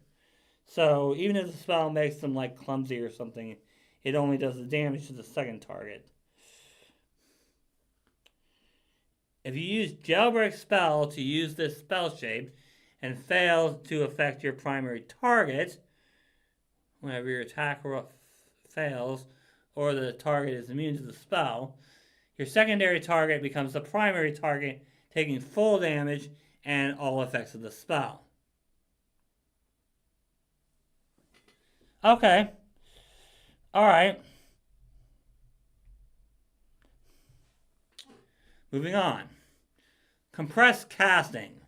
Draining both your mind and your equipment, you compress as much of your spell's programming as you can, resulting in a faster compiling but a much more complex code. If your next action, another spell shape, if your next action is to cast a Technomancer cantrip or a Technomancer spell that is at least 2 ranks lower than your highest ranked Technomancer spell you have, reduce the number of actions that cast it by 1. Oh, okay, so this is quicken casting. If you use Jailbreak Spell to use this spell shape using the double spell shape feed, you can apply both this Jailbreak benefit and the other spell shape's original Jailbreak benefit to the spell.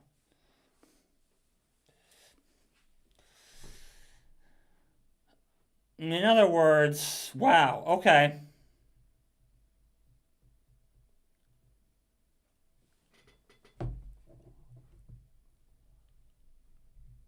Yeah, okay. So, you'd be able, so if you have double spell shape, you'd be able to use something like Widen Spell and this. Well, whatever the Widen Spell one is called. I don't remember what but yeah. Anyway, double Jailbreak. If your next action is Jailbreak Spell, you can replace all Jailbreak benefits of that spell shape with the following.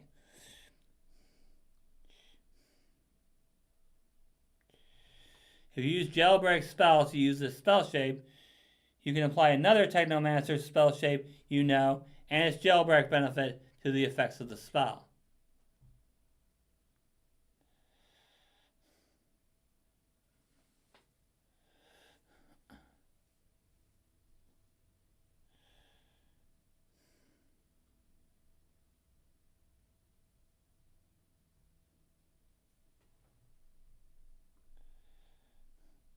Okay, so this just allows you to, I see. Okay, that's confusing, but basically allows you to use 2 Jailbreak spell shape feats. Which, yeah, very cool. Greater Magic Hack, that's the last focus spell. Okay, for your subclass. Overvolt Resistor, another spell shape.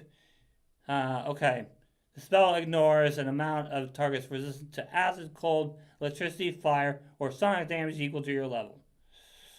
This applies to all damage the spell deals. Yeah, okay. This is another. Yeah. If you use Jailbreak Spell, you deal damage equal to your level, even if the target is immune to acid, cold. Okay. Only ignore the first immunity this way, even if the target has immunities to multiple listed damage types.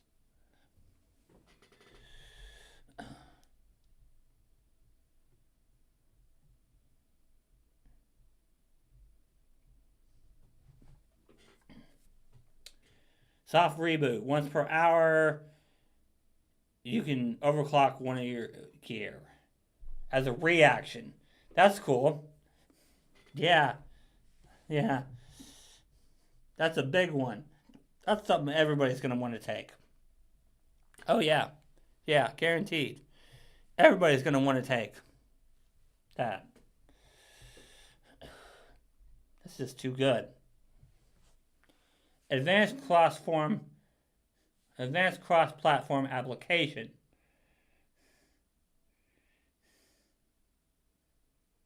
You learn the advanced. Okay, so this is. Yeah, okay. So you can get the advanced mode of 2. Okay. Of 2 different subclasses. You can get the focus spells, advanced focus spells for 2 different. Okay. We know what clever counterspell does. Um, Liminal hyperlink. You can liminal hyperlink magic focus spell. Okay. Reactive firewall. If your gear is overclocked, your attacker must roll his attack roll a second time and take the lower result. Okay.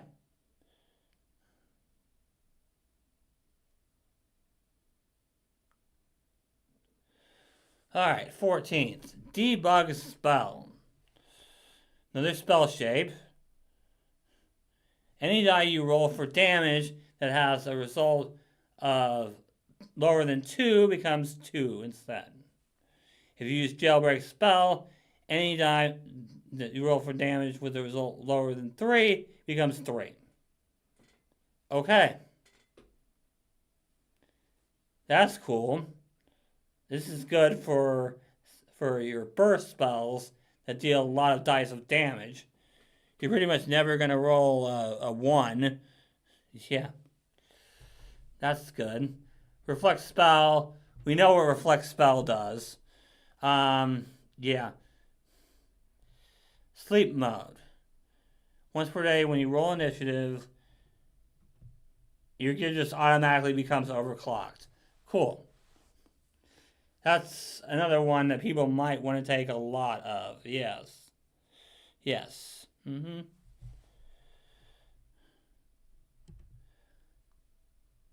Tashatari cluster. Okay.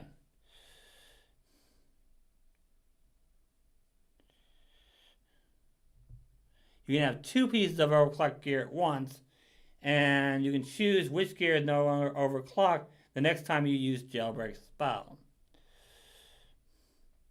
Okay, cool.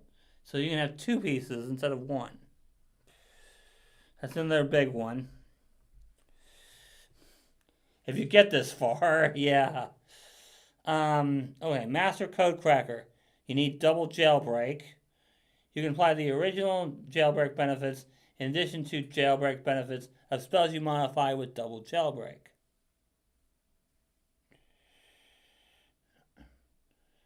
Okay, not sure how that really helps you, but we'll see. Queen A Relay. If your turn begins, you immediately gain the effects of sustaining the spell action, allowing you to extend the duration of one of your active Technomancer spells. Okay, so this is, yeah, this is, effortless concentration. Yeah. Okay. Shatter spell. Another spell shape. If your next action is to cast Dispel Magic, and you successfully counteract the target, one creature of your choice occupying the same space as the spell effect or magic item takes force damage equal to 1d4 times the counteract rank with a basic reflex save against your spell DC. If the target has a trait corresponding to a type of damage, such as fire, this effect deals that damage instead of force.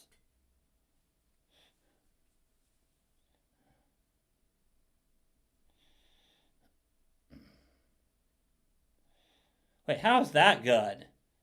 That means if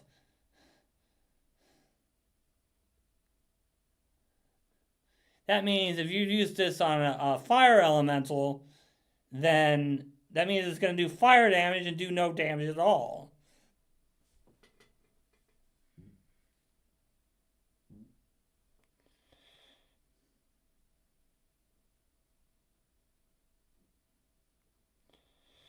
Oh, but it's okay.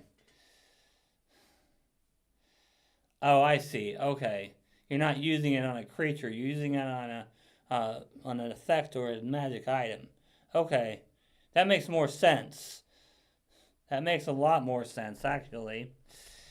Alright. If you use Jailbreak, then you can deal damage to every creature in the area of the spell effect or adjacent to the target's magic item. Or you can deal 1d6 damage times the counteract rank instead of 1d4 damage. Okay. Oh, again. Situational, but good. Spell shape modder. Once per 10 minutes when your turn begins. Until the end of your turn, you gain a single spell shape feat from a Technomancer class that has a level requirement of no more than half your level. You cannot apply the jailbreak benefit of that spell shape feat. So this is to get spell shape feats that you wouldn't have access to normally, that you didn't take. Speed run. Again, the speed run magic hack. Okay, I'm sure we'll get to those in a second. Pseudo spell. Another spell shape. If your next action is to cast a spell of 4th rank or lower that has no duration, the spell's energy reverberates and echoes. You can cast the spell a second time before the end of your next turn without expending a spell slot. If you jailbreak it, you can use a spell of 5th rank or lower. Okay. That also has no duration.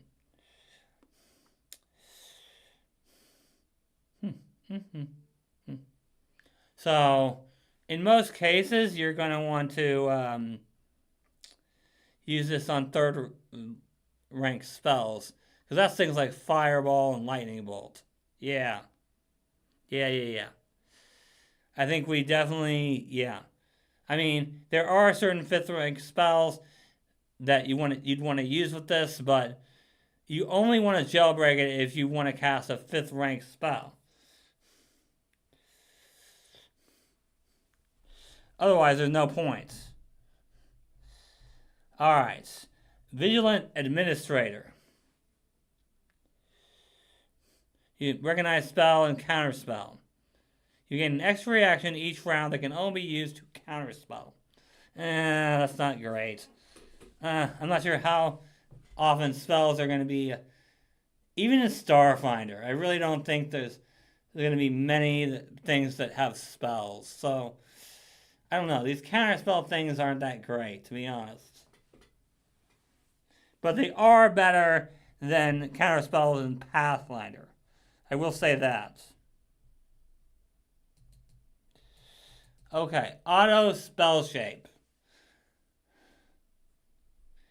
Oh, now you can use spell shapes as free actions. Okay, cool. That's one that people are going to want to take. Definitely. God mode. Once every 10 minutes. You can use up to 3 Technomancer spell shapes feats as free actions and apply all of them to the next spell you cast this turn. You can apply a 4th spell shape feat using jailbreak spell, but you can only apply the jailbreak benefit up to 2 spell shape feats to the spell you cast. Good, but not great. I mean, auto spell shape is better. And root access, okay, that's just another 10th rank spell slot. Now, the last thing here we're going to cover in this stream is the magic hacks, the focus spells. A spell-shaped focus spell. That's interesting. If your next action is to cast a spell with no duration that has an elemental trait, air, earth, fire, water, metal, water, or wood, and it deals one type of damage. Replace the elemental trait with a different elemental trait, and the damage it deals with one of the corresponding damage types. Air for electricity or sonic, earth for bludgeoning or piercing, metal for acid or slashing, fire for fire, water for cold, and wood for poison damage. If you use Jailbreak Spell with this spell shape to modify a spell that has a basic save or a spell attack roll, each creature who rolls a critical failure against the save's basic saving throw or were critically hit by the spell's attack roll take an additional 1d6 persistent damage of the same type chosen for the spell. Do not increase the amount of persistent damage dealt due to the spell's heightened entry. Okay. So this is change the damage type and do more damage. Okay. Not too bad. Virtualized data transmission. You're wielding a ranged weapon with the tech trait. Okay. Another spell shape. If your next action is to cast a spell with a range of, or area, and with a range and an area, you can teleport yourself and your gear to an open space within the spell's area. You can choose to arrive before or after the spell takes effect. If you use Jailbreak Spell to modify a spell that targets a single creature, you can teleport to any open space within the spell's range.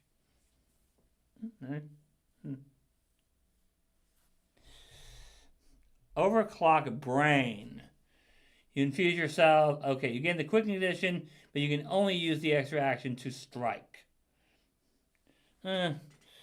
Okay, these are good. That last one is okay. It really depends on... It really depends. It's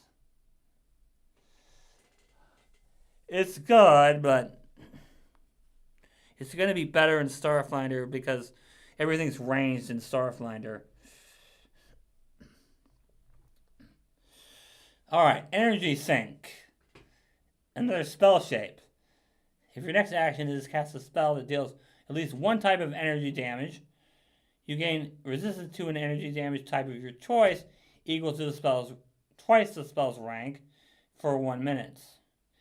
You gain resistance regardless of whether your spell dealt damage. If you use Jailbreak, you gain resistance to all energy damage equal to twice the spell's rank. Okay, cool. Very, very good. Activate Defense Firewall. Another spell shape. If your next action is to cast a spell with a hostile effect that targets one creature, you can store the spell in your armor instead. You can only store one spell in this way. You can't cast Activate Defense Firewall while you are under the effects of Activate Defense Firewall.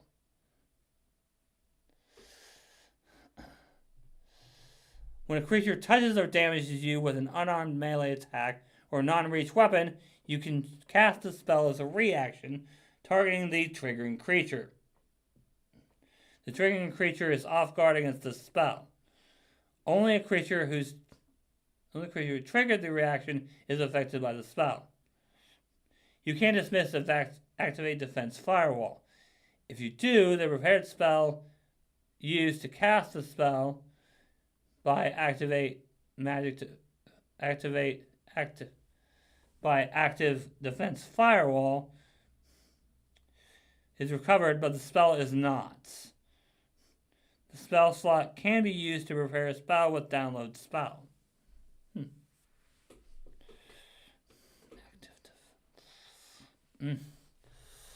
Too bad you can only use this on yourself.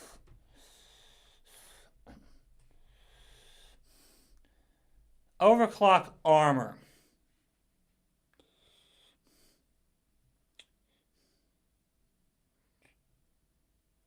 You materialize a human layer of energy encasing your armor that functions as a superior force field. You then become immune to overclock armor for 10 minutes. At 7th, it's an elite force field, and at 9th, it's an ultimate force field. Gonna have to look into that.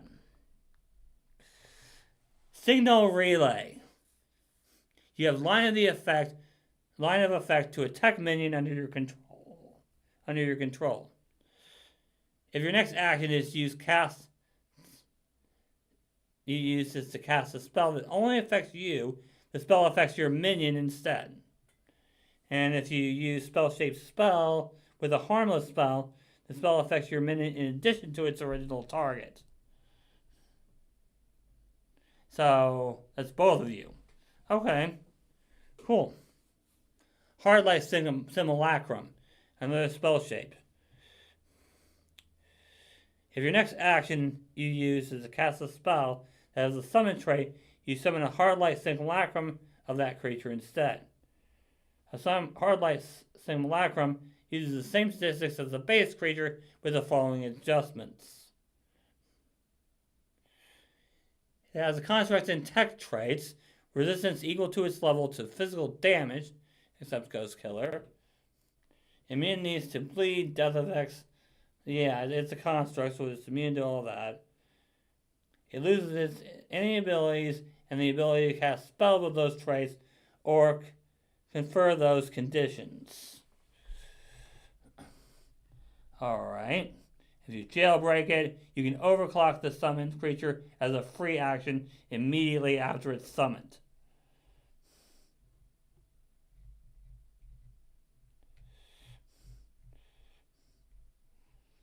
Okay, cool.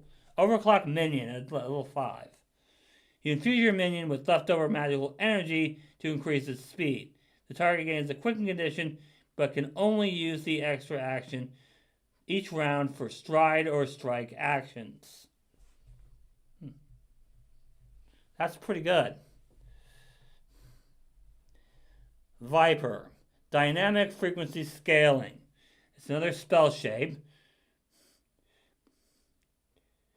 If your next action is to cast a spell from a spell gem, instead of being destroyed, the spell gem becomes a temporary item that can't be sold and only lasts until you use it again or the next time you make your daily preparations. If your next action is to cast a spell from a spell gem that has already been used once today, it is destroyed. If you use Jailbreak Spell, it only becomes broken on a critical failure.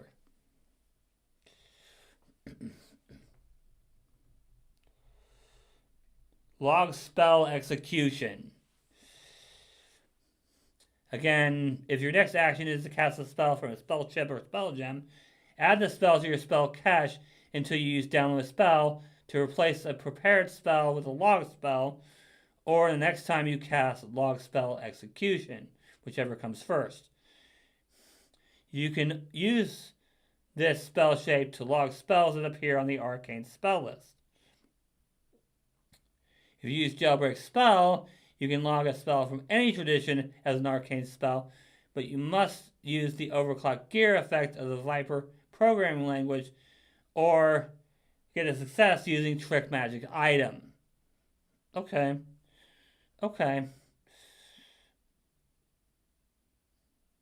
Alright, so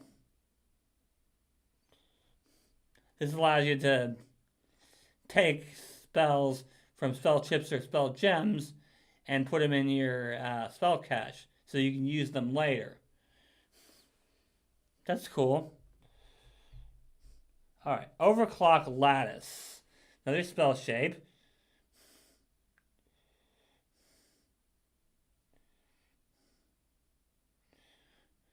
So when you cast a spell by activating a spell chip or spell gem, heighten the spell up to 2 ranks lower than the highest ranked spell slot you have. If you use Jailbreak Spell, you can heighten the spell to the same rank as the spell you use to overclock your gear. So this allows you to use spell gems at higher ranks. Pretty cool, yeah.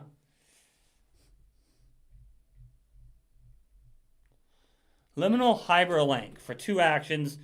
Lasts for 1 round, but you can sustain it for up to 1 minute. Create 2 hyperlinks in unoccupied squares in line of effect that are at least 15 feet apart. When a creature enters the hyperlink space, they emerge in an unoccupied space of their choice adjacent to the other hyperlink. A creature that isn't flying treats all spaces lacking solid ground as occupied. If there is no valid space for the creature to enter, then both hyperlinks collapse and the creature remains in the space where it entered the first hyperlink.